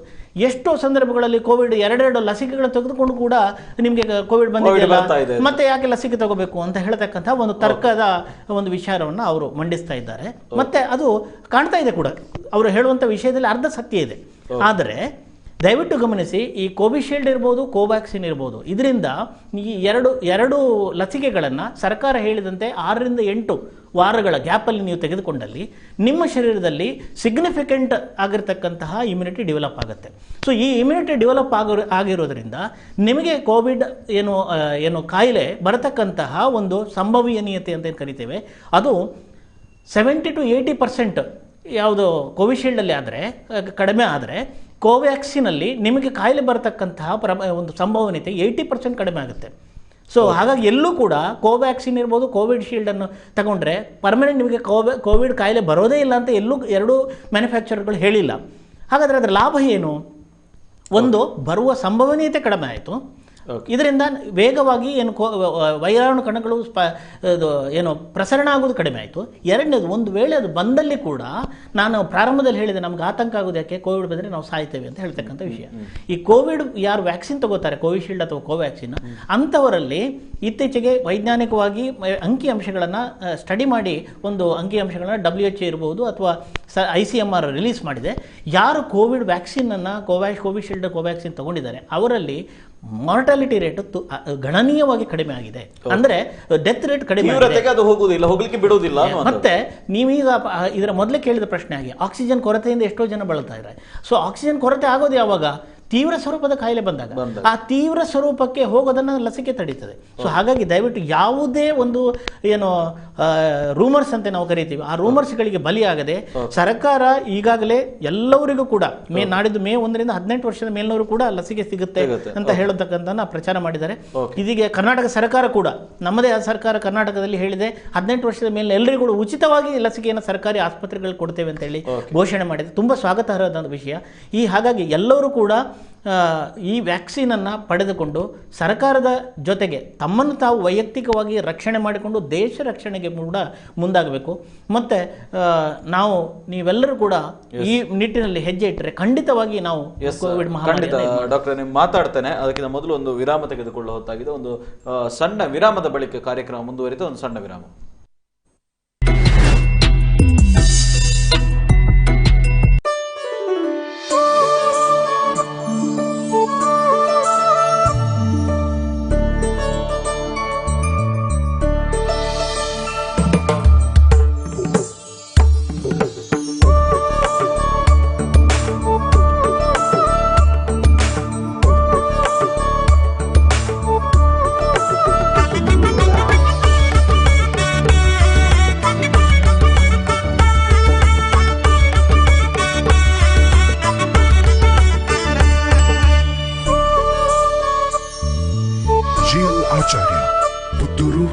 ಹಾಗೂ Sullia. Gayatri credit cooperative society limited, Puttur, Mangalapadavu, ಪ್ರಧಾನ ಕಚೇರಿ, ಪಾಣಿಮಂಗಳೂರು. ಈಗ ಇನ್ನಷ್ಟು ಕಡಿಮೆ ಬಡ್ಡಿ ದರದಲ್ಲಿ ಸಾಲ ಸೌಲಭ್ಯ, ಆಕರ್ಷಕ ಬಡ್ಡಿ ದರದಲ್ಲಿ ಗ್ರಾಹಕ ಸ್ನೇಹಿ ವ್ಯವಹಾರ. ನಮ್ಮಲ್ಲಿದೆ ಸೇಫ್ ಲಾಕರ್ ವ್ಯವಸ್ಥೆ. ಅಧ್ಯಕ್ಷರು ಶ್ರೀ ಅಡ್ಗೆಯಿ ವಿಷ್ಣು ಭಟ್. ಹೆಚ್ಚಿನ ಮಾಹಿತಿಗಾಗಿ ಸಂಪರ್ಕಿಸಿ ಶರಾವತಿ ರವಿನಾರಾಯಣ್, ನಿರ್ದೇಶಕರು, ಸಲಹಾ ಸಮಿತಿಯ ಸಂಚಾಲಕರು. 9844193255. 1ನೇ ಮಹಡಿ, ಮುಳಿಯಾ ನೆಸ್ಟ್ ವಾಣಿಜ್ಯ ಸಂಕೀರ್ಣ, ಪುತ್ತೂರು. ವಿನೂತನ ಶೈಲಿಯ ಮನಮೋಹಕ ಬಟ್ಟೆಗಳ ಭಂಡಾರ, ನಾರಿ ಮಣಿಯರ ಸೌಂದರ್ಯಕ್ಕೆ ಸರಿಸಾಟಿಯಾದ ಸಾರಿ, ಕುರ್ತಾ, ಲೆಹಂಗಾ, ಟ್ರೆಂಡಿ ಡ್ರೆಸ್.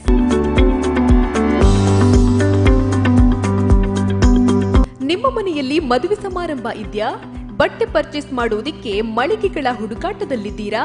ಹಾಗಾದ್ರೆ ಇಂದೇ ಭೇಟಿ ನೀಡಿ ಶ್ರೀ ದುರ್ಗಾ ಟೆಕ್ಸ್ಟೈಲ್ಸ್, ಹಾಸನ್ ಟವರ್, ಉಪ್ಪಿನಂಗಡಿ. ಸಂಪರ್ಕಿಸಿ 08256295208. ನಮ್ಮ ಇತರ ಶಾಖೆಗಳು ಉಜಿರೆ, ಬೆಳ್ತಂಗಡಿ, ಮಡಂತ್ಯಾರು, ಬಂಟ್ವಾಳ.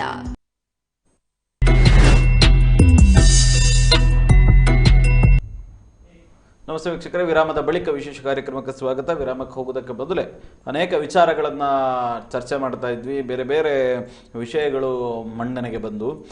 ಎಸ್ ಡಾಕ್ಟ್ರೆ, ಈಗ ನೀವು ಆಗಲೇ ಮಾತಾಡ್ತಾ ಹೇಳಿದ್ರಿ, ಏನು ಕೋವಿಡ್ ಬಂದವರಿಗೆ ಮಾನಸಿಕವಾಗಿರತಕ್ಕಂಥ ಬೇರೆ ಬೇರೆ ಖಿನ್ನತೆಗಳು, ಬೇರೆ ಬೇರೆ ಕಾಯಿಲೆಗಳು ಬರುವಂಥದ್ದು. ಸೊ ಅಂಥದ್ದೇನಾದರೂ ಬರುವಂಥದ್ದು ಇದೆಯಾ, ಅಥವಾ ಅದಕ್ಕೆ ಅದರದ್ದೇ ಒಂದು ರೇಟಿಂಗ್ಸ್ ಏನಾದರೂ ಇದೆಯಾ?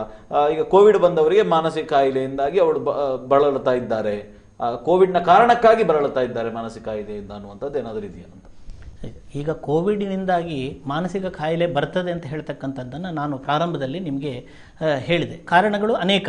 ಯಾಕಂದರೆ ವೈಯಕ್ತಿಕವಾಗಿ ಆತನಿಗೆ ಕೋವಿಡ್ ಬರದೇ ಇರ್ಬೋದು, ಆದರೆ ಭಯದಲ್ಲೂ ಬರಬಹುದು, ಅಥವಾ ಆತನಿಗೆ ಕೋವಿಡ್ ಬಂದಾಗ ಅಥವಾ ಕೋವಿಡ್ ಆತನ ಪರಿವಾರಕ್ಕೆ ಬಂದಾಗ ಅದನ್ನು ಎದುರಿಸುವ ಸಾಮರ್ಥ್ಯ ಇಲ್ಲದೆ ಇರ್ಬೋದು, ಅಥವಾ ವ್ಯಾವಹಾರಿಕವಾಗಿ ತೊಂದರೆ ಆಗಿರ್ಬೋದು.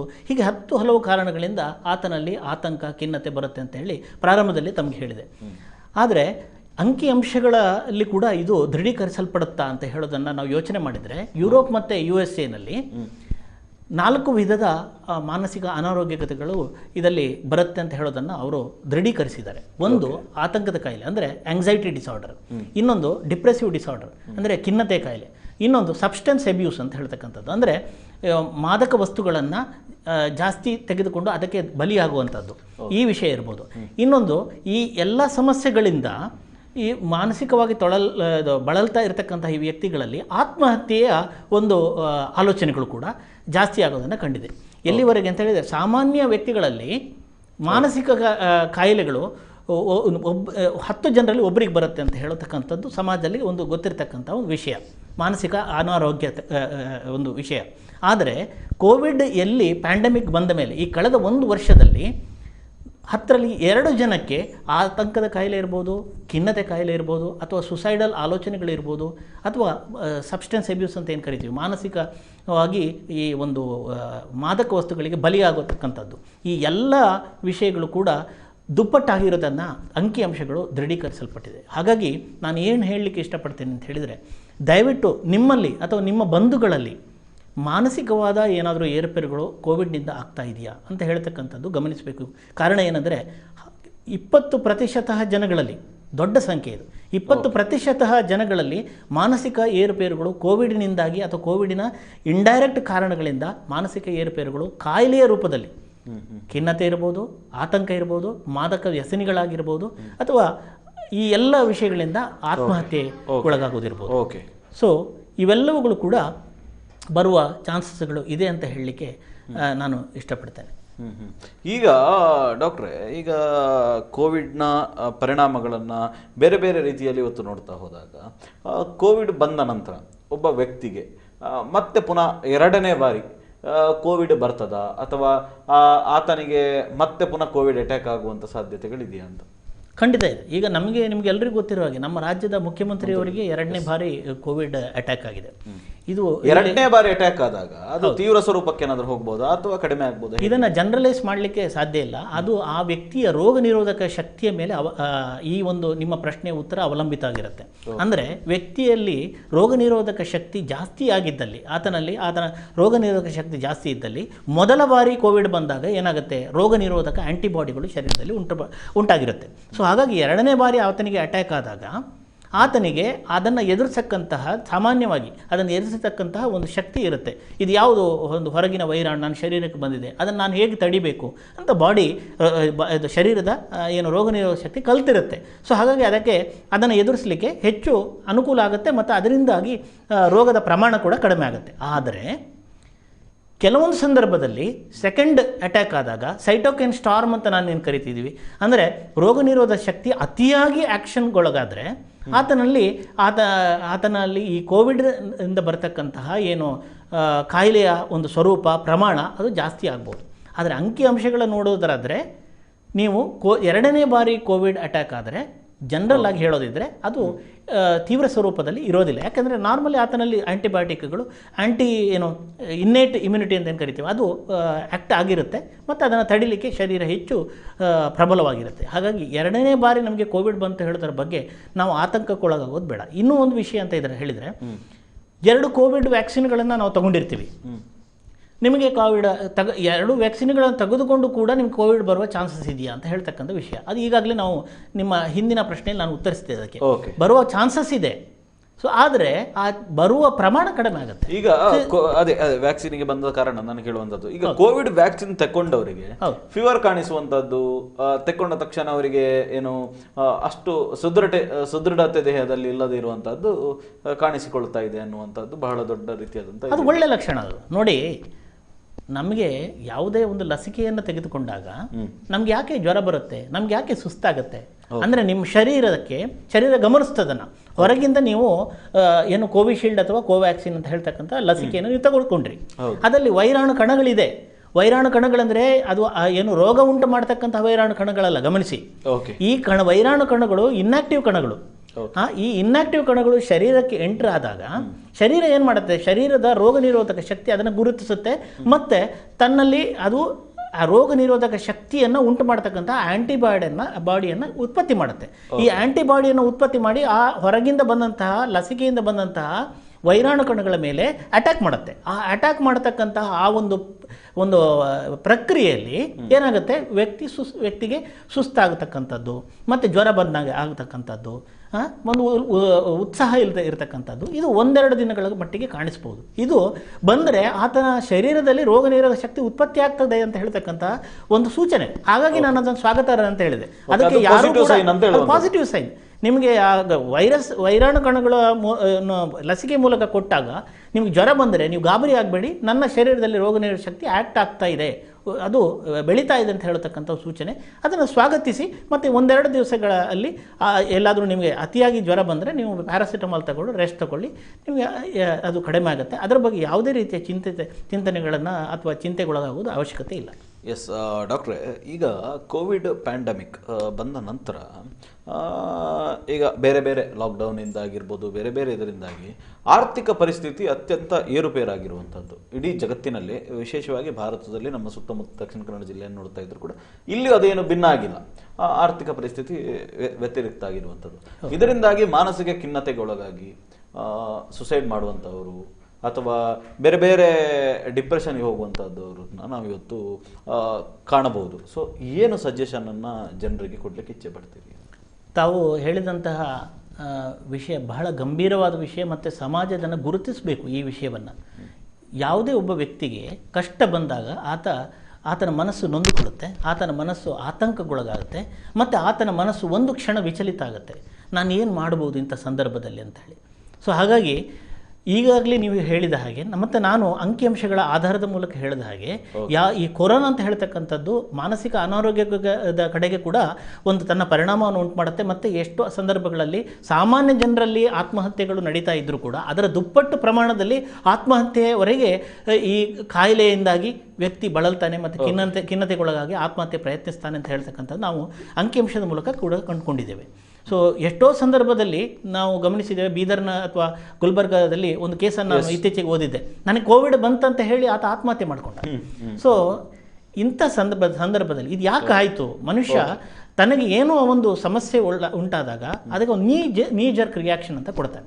ಅಂದರೆ ನೀ ಜರ್ಕ್ ರಿಯಾಕ್ಷನ್ ಅಂದರೆ ನನಗೆ ಇದಾಯಿತು, ನಾನು ಹೋದೆ, ನಾನು ಇದ್ದಕ್ಕಿದ್ದಾಗೆ ಕೋಪ ಬರುವಂಥದ್ದು, ಇದ್ದಕ್ಕಿದ್ದಾಗೆ ತನ್ನ ಭಾವನೆಗಳನ್ನು ವ್ಯಕ್ತಪಡಿಸುವುದು, ಇದ್ದಕ್ಕಿದ್ದಾಗೆ ತಾನು ನನ್ನಿಂದ ಏನೂ ಸಾಧ್ಯ ಇಲ್ಲ ಅಂತ ಹೇಳ್ತಕ್ಕಂಥ ಒಂದು ನಿರ್ಧಾರಕ್ಕೆ ಬರುವಂಥದ್ದು, ಇದು ನೀ ಜರ್ಕ್ ರಿಯಾಕ್ಷನ್. ದಯವಿಟ್ಟು ಸಮಾಜದಲ್ಲಿರ್ತಕ್ಕಂಥ ಬಂಧುಗಳೇ, ನೀವು ಈ ನೀ ಜರ್ಕ್ ರಿಯಾಕ್ಷನನ್ನು ನೀವು ಮಾಡುವಂಥದ್ದನ್ನು ದೂರ ಮಾಡಿ. ಏನು ಮಾಡಬೇಕಂತ ಸಂದರ್ಭ, ನನಗೆ ಕಷ್ಟ ಬಂದಾಗ ನಮಗೆಲ್ಲರಿಗೂ ಗೊತ್ತಿರ್ತಕ್ಕಂಥ ಹಾಗೆ ನಾವು ಕಷ್ಟ ಬಂದಾಗ ನಾವು ಇನ್ನೊಬ್ಬರ ಹತ್ರ ಹೇಳ್ಕೊಳ್ಬೇಕು. ಆವಾಗ ಏನಾಗುತ್ತೆ, ನಮ್ಮ ಕಷ್ಟ ಅರ್ಧಕ್ಕರ್ಧ ಪರಿಹಾರ ಆಗುತ್ತೆ. ಸೊ ನಮಗೇನೋ ಆರ್ಥಿಕವಾಗಿ ಕೊರತೆ ಉಂಟಾಗಿರ್ಬೋದು, ನನಗೇನೋ ಆರೋಗ್ಯದಲ್ಲಿ ಏರುಪೇರು ಉಂಟಾಗಿರ್ಬೋದು, ಅಥವಾ ನನಗೆ ನನ್ನ ಆ ವೃತ್ತಿಗೆ ಏನಾದರೂ ತೊಂದರೆ ಆಗಿ ಎಷ್ಟೋ ಜನ ಜಾಬ್ ಕಳ್ಕೊಂಡಿರ್ತೀವಿ ನಾವು ನೋಡಿದ್ದೀವಿ ಕೋವಿಡಿಂದಾಗಿ. ಸೊ ಅದೊಂದು ರೀತಿಯ ಒಂದು ಮಾನಸಿಕ ಆಘಾತವನ್ನು ಕೊಡ್ತಕ್ಕಂಥ ಒಂದು ವಿಚಾರ. ನನ್ನ ಮುಂದಿನ ಭವಿಷ್ಯ ಏನು ಅಂತ ಹೇಳ್ತಕ್ಕಂಥ ಕರಾಳ ಅಂತ ಹೇಳ್ತಕ್ಕಂಥ ಒಂದು ಮನಸ್ಸು ಆತನ ಕಾಡ್ತಿರುತ್ತೆ. ಸೊ ಹಾಗಾಗಿ ಆತನ ಮುಂದೆ ನನಗೇನು ನನ್ನ ಜೀವನ ವ್ಯರ್ಥ, ನಾನು ಪ್ರಯೋಜನ ಇಲ್ಲದವ ಅಂತ ಹೇಳ್ತಕ್ಕಂಥ ಈ ನೆಗೆಟಿವ್ ಆಲೋಚನೆಗಳ ಏನು ಪ್ರಕೋಪ ಇದೆ ಅದಕ್ಕೆ ಆತ ಬಲಿಯಾಗ್ಬೋದು. ಅಂಥ ಸಂದರ್ಭದಲ್ಲಿ ಪ್ರತಿಯೊಬ್ಬ ವ್ಯಕ್ತಿ ಆತನ ಮನಸ್ಸಿಗೆ ಪ್ರಶ್ನೆ ಮಾಡಬೇಕು, ನಾನು ಖಿನ್ನತೆಯಿಂದ ಬಳಲ್ತಾ ಇದ್ದೀನೋ, ನಾನು ಮಾನಸಿಕವಾಗಿ ನನ್ನ ಮನಸ್ಸು ಏರ್ಪೇರು ಆಗಿದೆಯೋ ಅಂತ ಹೇಳಿ ನಾನು ಪ್ರಶ್ನೆ ಮಾಡಿಬಿಟ್ಟು ನಾನು ನನ್ನ ಬಂಧುಗಳ ಹತ್ರ, ನನ್ನ ಆಪ್ತರ ಹತ್ರ, ನನ್ನ ಗೆಳೆಯರ ಹತ್ರ ನನ್ನ ಮನಸ್ಸಿನ ಏರ್ಪೇರನ್ನು ಹಂಚಿಕೊಳ್ಬೇಕು. ಓಕೆ. ಹಂಚಿಕೊಂಡಾಗ ಎಷ್ಟೋ ಸಂದರ್ಭದಲ್ಲಿ ಮಾನಸಿಕ ಏರುಪೇರುಗಳು ತನ್ನಿಂತಾನೇ ಕಡಿಮೆ ಆಗುತ್ತೆ. ಪ್ರತಿಯೊಂದು ಮಾನಸಿಕ ಅನಾರೋಗ್ಯಕ್ಕೆ ಆತ ಮಾನಸಿಕ ತಜ್ಞರನ್ನು ಭೇಟಿಯಾಗಬೇಕಾದ ಅವಶ್ಯಕತೆ ಖಂಡಿತ ಇಲ್ಲ.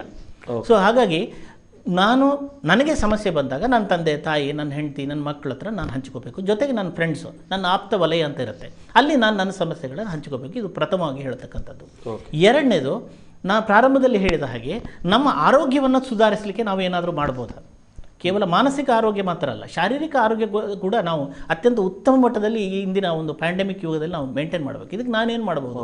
ನಾನು ಪ್ರಾಣಾಯಾಮ ಮಾಡ್ಬೋದು, ನಾನು ಯೋಗ ಮಾಡ್ಬೋದು, ನಾನು ಒಳ್ಳೆ ಹ್ಯಾಬಿಟ್ಗಳನ್ನು ಅಂದರೆ ನನಗೆ ಏನಾದರೂ ಸಂಗೀತ ಕೇಳೋದಿರ್ಬೋದು, ಅಥವಾ ಗಾರ್ಡನಿಂಗ್ ಮಾಡೋದಿರ್ಬೋದು, ಕತೆ ಪುಸ್ತಕಗಳು ಓದೋದಿರ್ಬೋದು.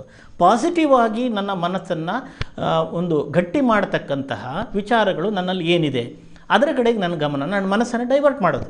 ಯಾವುದೇ ಒಂದು ಸಂದರ್ಭಗಳು ನಮಗೆ ಆತಂಕ, ಖಿನ್ನತೆ ಉಂಟಾದಾಗ ಏನಾಗುತ್ತೆ, ಮನುಷ್ಯನ ಮನಸ್ಸು ಅಂದರೆ ಒಂದೇ ವರ್ತುಲದಲ್ಲಿ ತಿರುಗ್ತಾ ಇರುತ್ತೆ. ಸೊ ಆ ವರ್ತುಲದಿಂದ ಹೊರಗೆ ಬರಬೇಕು. ಆ ವರ್ತುಲದಿಂದ ಹೊರಗೆ ಬರಬೇಕು ಹೇಗೆ? ನನಗೇನೋ ಒಂದು ಒಳ್ಳೆ ಹ್ಯಾಬಿಟ್ ಇರಬೇಕು, ನನಗೆ ಯಾರೋ ಒಬ್ಬರು ಆಪ್ತರು ಇರಬೇಕು, ಅವ್ರ ಜೊತೆ ನನ್ನ ಮನಸ್ಸಿಗೆ ನನಗೆ ಚಿಂತೆ ಕೊಡ್ತಾ ಇರತಕ್ಕಂಥ ವಿಷಯಗಳು ಮಾತ್ರ ಅಲ್ಲ, ಬೇರೆ ವಿಷಯದ ಕಡೆಗೆ ಪ್ರಯತ್ನಪೂರ್ವಕವಾಗಿ ನಾವು ತೊಡಗಿಸಿಕೊಳ್ಬೇಕು. ಅಂಥ ಸಂದರ್ಭವನ್ನು ನಾವು ಕಲ್ಪಿಸಿಕೊಳ್ಬೇಕು. ಸೊ ಹಾಗಾಗಿ ಅದರ ಜೊತೆಗೇನೆ ನಾವುಗಳು ಈ ಲಾಕ್ಡೌನಿಂದ ಇರ್ಬೋದು, ಅಥವಾ ಕೊರೋನಾ ಕಾಯಿಲೆಯಿಂದ ಇರ್ಬೋದು, ಸಮಾಜ ಇಡೀ ಏನು ತೊಂದರೆಗಳು ಆಗೋದನ್ನು ನಾವು ನೋಡಿದ್ದೀವಿ. ಹಾಗಾಗಿ ನನಗೆ ಬಂದಿರೋ ಸಮಸ್ಯೆ ನನಗೊಬ್ಬನಿಗೆ ಅಲ್ಲ, ಇನ್ನೊಬ್ಬರಿಗೂ ಬಂದಿದೆ. ನನಗಿಂತ ಹೆಚ್ಚು ಕಷ್ಟದಲ್ಲಿ ಇರ್ತಕ್ಕಂಥ ಎಷ್ಟೋ ವ್ಯಕ್ತಿಗಳಿದ್ದಾರೆ. ಇದನ್ನು ನಾವು ಸಮಾಜವನ್ನು ಕಣ್ತೆರೆದು ನೋಡಬೇಕು. ಈ ಸಮಾಜವನ್ನು ಕಣ್ತೆರೆದು ನೋಡಿದಾಗ ನನ್ನ ಕಷ್ಟ ಅವರ ಕಷ್ಟಕ್ಕಿಂತ ಕಡಿಮೆಯದ್ದು ಅಂತ ಹೇಳ್ತಕ್ಕಂತಹ ಒಂದು ಧನಾತ್ಮಕ ಚಿಂತನೆ, ಇದಕ್ಕೆ ಹೇಳೋದು ನಾವು ಪಾಸಿಟಿವ್ ಚಿಂತನೆ ಅಂತ ಹೇಳಿ. ಸೊ ಅದನ್ನು ನಾವು ಗಳಿಸಿಕೊಳ್ಳಿಕ್ಕೆ, ನಾವು ಗಟ್ಟಿ ಮಾಡ್ಕೊಳ್ಳಿಕ್ಕೆ ಅನುಕೂಲ ಆಗುತ್ತೆ. ನಾನು ಪ್ರಾರಂಭದಲ್ಲಿ ಹೇಳಿದ ಹಾಗೆ ಮಾಧ್ಯಮಗಳಿರ್ಬೋದು, ಅಥವಾ ನಮ್ಮ ಬಂಧು ಬಳಗದಿರ್ಬೋದು, ಕೊರೋನಾ ಬಗ್ಗೆ ಇರ್ಬೋದು, ಅಥವಾ ಲಾಕ್ಡೌನ್ ಬಗ್ಗೆ ಇರ್ಬೋದು, ಅನೇಕ ರೂಮರ್ಗಳನ್ನು, ಒಂದು ರೀತಿಯಾದಂಥ ಅನೇಕ ಒಂದು ನೆಗೆಟಿವ್ ವಿಷಯಗಳನ್ನು ವೈಭವೀಕರಿಸಿ ನಮ್ಮ ಮನಸ್ಸನ್ನು ಆತಂಕಕ್ಕೆ ದೂಡಲಿಕ್ಕೆ ಪ್ರಯತ್ನ ಮಾಡ್ತಾ ಇರೋದನ್ನು ಕೂಡ ನಾವು ಕಂಡಿದ್ದೇವೆ. ಸೊ ಆದರೆ ನಮ್ಮ ಮನಸ್ಸು ಅಂತ ಹೇಳ್ತಕ್ಕಂಥದ್ದು ವೈಚಾರಿಕ ಶಕ್ತಿ ಇರ್ತಕ್ಕಂಥ ಒಂದು ಮನಸ್ಸದು. ಸೊ ಹಾಗಾಗಿ ನನಗೆ ಯಾವ ತೊಂದರೆ ಕೊಡುತ್ತೆ, ನೆಗೆಟಿವ್ ವಿಷಯಗಳು ನನಗೆ ತೊಂದರೆ ಕೊಡ್ತಿದೆ, ನನ್ನ ಮನಸ್ಸನ್ನು ವೀಕ್ ಮಾಡ್ತಾ ಇದೆ ಅಂತಂದರೆ ನಾನು ಯಾಕೆ ನೆಗೆಟಿವ್ ವಿಷಯಗಳ ಬಗ್ಗೆ ನಾನು ಚಿಂತಿಸಬೇಕು, ಅದನ್ನು ನೋಡಬೇಕು? ನಾನು ಅದನ್ನು ನೋಡೋದಿಲ್ಲ. ಸೊ ಯಾವುದು ನನ್ನ ಮನಸ್ಸನ್ನು ವೀಕ್ ಮಾಡುತ್ತೆ ಅದನ್ನು ನೋಡಬಾರ್ದು. ಸೊ ಇವೆಲ್ಲ ವಿಷಯಗಳು ಯಾವುದು ನಮ್ಮ ಮನಸ್ಸನ್ನು ಧನಾತ್ಮಕವಾಗಿ ಇಟ್ಕೊಳ್ಳೋದಿರ್ಬೋದು, ನಮ್ಮ ಶಾರೀರಿಕ ಆರೋಗ್ಯವನ್ನು ಗಟ್ಟಿ ಮಾಡ್ತಕ್ಕಂಥ ಪ್ರಾಣಾಯಾಮ, ಯೋಗ ಇರ್ಬೋದು, ಒಳ್ಳೆಯ ಆಹಾರ ಕೂಡ. ಓಕೆ. ಎಷ್ಟೋ ಸಂದರ್ಭದಲ್ಲಿ ನೀವು ಆಗ ಕೇಳಿದರೆ ಆಯುರ್ವೇದ ತಜ್ಞ ವೈದ್ಯರುಗಳು ಕೊಡ್ತಕ್ಕಂತಹ ಖಾತ ಇರ್ಬೋದು, ಔಷಧಿಗಳಿರ್ಬೋದು, ಇದರಿಂದ ರೋಗ ನಿರೋಧಕ ಶಕ್ತಿ ಜಾಸ್ತಿ ಆಗುತ್ತೆ ಅಂತ. ಕೇವಲ ರೋಗ ನಿರೋಧಕ ಶಕ್ತಿ ಜಾಸ್ತಿ ಆದರೆ ಸಾಲದು, ನಾವು ತೆಗೆದುಕೊಳ್ತಕ್ಕಂತಹ ಆಹಾರ ಕೂಡ ಸಾತ್ವಿಕ ಆಹಾರಗಳನ್ನು ತಗೋಬೇಕು. ತರಕಾರಿಗಳು ಇರ್ಬೋದು, ಹಣ್ಣು ಹಂಪಲು ಇರ್ಬೋದು, ಇದನ್ನು ತಗೊಳ್ಳುವಂಥದ್ದು ಈ ವಿಷಯ ಇರ್ಬೋದು. ಮತ್ತು ಈ ಒಳ್ಳೆಯ ಆಹಾರಗಳನ್ನು ತೆಗೆದುಕೊಳ್ಳೋದ್ರಿಂದ ರೋಗ ನಿರೋಧಕ ಶಕ್ತಿ ಕೂಡ ಆಟೋಮೆಟಿಕ್ಕಾಗಿ ಜಾಸ್ತಿ ಆಗುತ್ತೆ.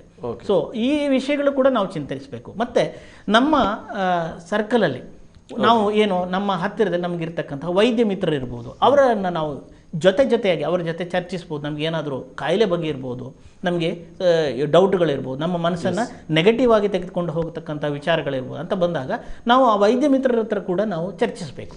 ಸೊ ಹಾಗೆ ನಾವು ಒಂದು ರೀತಿಯಾದಂತಹ ಒಂದು ನಮ್ಮದೇ ಆದಂತಹ ಒಂದು ಪ್ರೊಟೆಕ್ಟಿವ್ ಎನ್ವೈರ್ಮೆಂಟನ್ನು, ನಮ್ಮ ಮನಸ್ಸು ನೆಗೆಟಿವ್ ಕೂಪಕ್ಕೆ ಹೋಗದಾಗೆ, ಮಾನಸಿಕವಾಗಿ ಖಿನ್ನತೆಗೆ, ಆತಂಕಕ್ಕೆ, ಆತ್ಮಹತ್ಯೆಗೆ ಅಥವಾ ಮದ್ಯ ವ್ಯಸನಕ್ಕೆ ಹೋಗದಂತೆ ನಾವು ಧನಾತ್ಮಕವಾಗಿ ಚಿಂತಿಸಿ ಸಮಾಜಕ್ಕೆ ಪೂರಕವಾಗಿ ನಾವು ಕೆಲಸ ಮಾಡುವಂತೆ, ನಮ್ಮ ಜೀವನದಲ್ಲಿ ಮುಂದಿನ ದಿನಗಳಲ್ಲಿ ಒಳ್ಳೆಯದಾಗುತ್ತೆ ಅಂತ ಹೇಳ್ತಕ್ಕಂಥ ಆಶಾಭಾವನೆಯನ್ನು ನಾವು ಇಟ್ಟುಕೊಂಡು ನಾವು ಕೆಲಸ ಮಾಡಬೇಕು. ಮತ್ತು ಆ ಒಂದು ಪಾಸಿಟಿವ್ ಮನೋಭಾವದಿಂದ ನಾವು ಜೀವನ ರೂಪಿಸಿದರೆ ಖಂಡಿತ ಈ ಕೊರೋನಾ ಮಹಾಮಾರಿಯನ್ನು ನೀವುಗಳೆಲ್ಲರೂ ಕೂಡ ಯಶಸ್ವಿಯಾಗಿ ಗೆಲ್ಲಬಹುದು ಅಂತ ಹೇಳಲಿಕ್ಕೆ ನಾನು ಇಷ್ಟಪಡ್ತೀನಿ. ಎಸ್ ಡಾಕ್ಟ್ರೇ, ಇಷ್ಟು ಹೊತ್ತುಗಳ ಕಾಲ ನಮ್ಮ ಕಾರ್ಯಕ್ರಮದಲ್ಲಿ ಭಾಗವಹಿಸಿ ಅನೇಕ ವಿಚಾರಗಳನ್ನು ನಮ್ಮ ವೀಕ್ಷಕರಿಗೆ ತಿಳಿಸಿಕೊಟ್ಟಿದ್ದೀರಿ. ಕೊನೆಯದಾಗಿ ಒಂದು ಸೆಂಟೆನ್ಸಲ್ಲಿ ಈ ಸಂದೇಶವನ್ನು ಕೊಡುವುದಾದರೆ ಏನು ಕೊಡಲಿಕ್ಕೆ ಇಚ್ಛೆ ಪಡ್ತೀರಿ? ಪ್ರಾರಂಭದಲ್ಲಿ ಹೇಳಿದೆ, ಅದನ್ನೇ ಮತ್ತೆ ಹೇಳಲಿಕ್ಕೆ ಇಷ್ಟಪಡ್ತೇನೆ. ನಾನು ಮಾತ್ರ ಅಲ್ಲ, ಅನೇಕ ತಜ್ಞರು, ಅನೇಕ ಸರ್ಕಾರಿ ಮಾಧ್ಯಮಗಳು ಎಲ್ಲರೂ ಹೇಳ್ತಕ್ಕಂಥ ವಿಷಯಗಳನ್ನೇ ಮತ್ತೆ ಮತ್ತೆ ಹೇಳಲಿಕ್ಕೆ ಇಷ್ಟಪಡ್ತೇನೆ. ಕೊರೋನಾ ಬಗ್ಗೆ ದಯವಿಟ್ಟು ಭಯ ಬೇಡ, ಎಚ್ಚರಿಕೆ ಇರಲಿ, ಮತ್ತು ಧನಾತ್ಮಕವಾಗಿರಿ. ಮತ್ತು ಕೊರೋನಾವನ್ನು ನಾವು ಖಂಡಿತ ಮೀರಿ ನಮ್ಮ ಜೀವನವನ್ನು ನಾವು ರೂಪಿಸಿಕೊಳ್ಬೋದು. ನೀವೆಲ್ಲರೂ ಕೂಡ ಜೊತೆಯಾಗಿ ಸಮಾಜದಲ್ಲಿ ಗಟ್ಟಿಯಾಗಿ ನಾವು ಕೊರೋನಾ ಮಹಾಮಾರಿಯನ್ನು ಹೋಗಲಾಡಿಸುವ.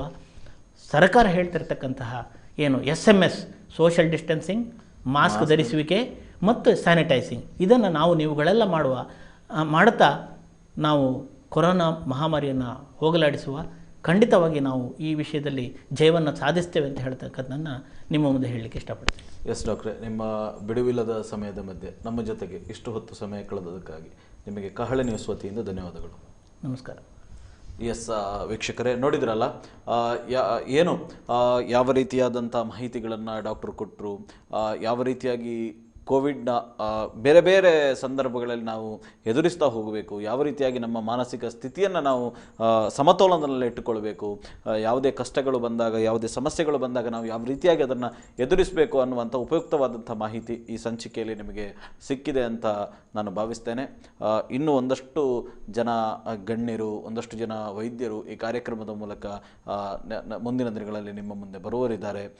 ಸುದ್ದಿ ಹಾಗೂ ನಿರಂತರ ಮನೋರಂಜನೆಗಾಗಿ ನೋಡ್ತಾ ಇರಿ ಕಹಳೆ ನ್ಯೂಸ್. ನಮಸ್ಕಾರ.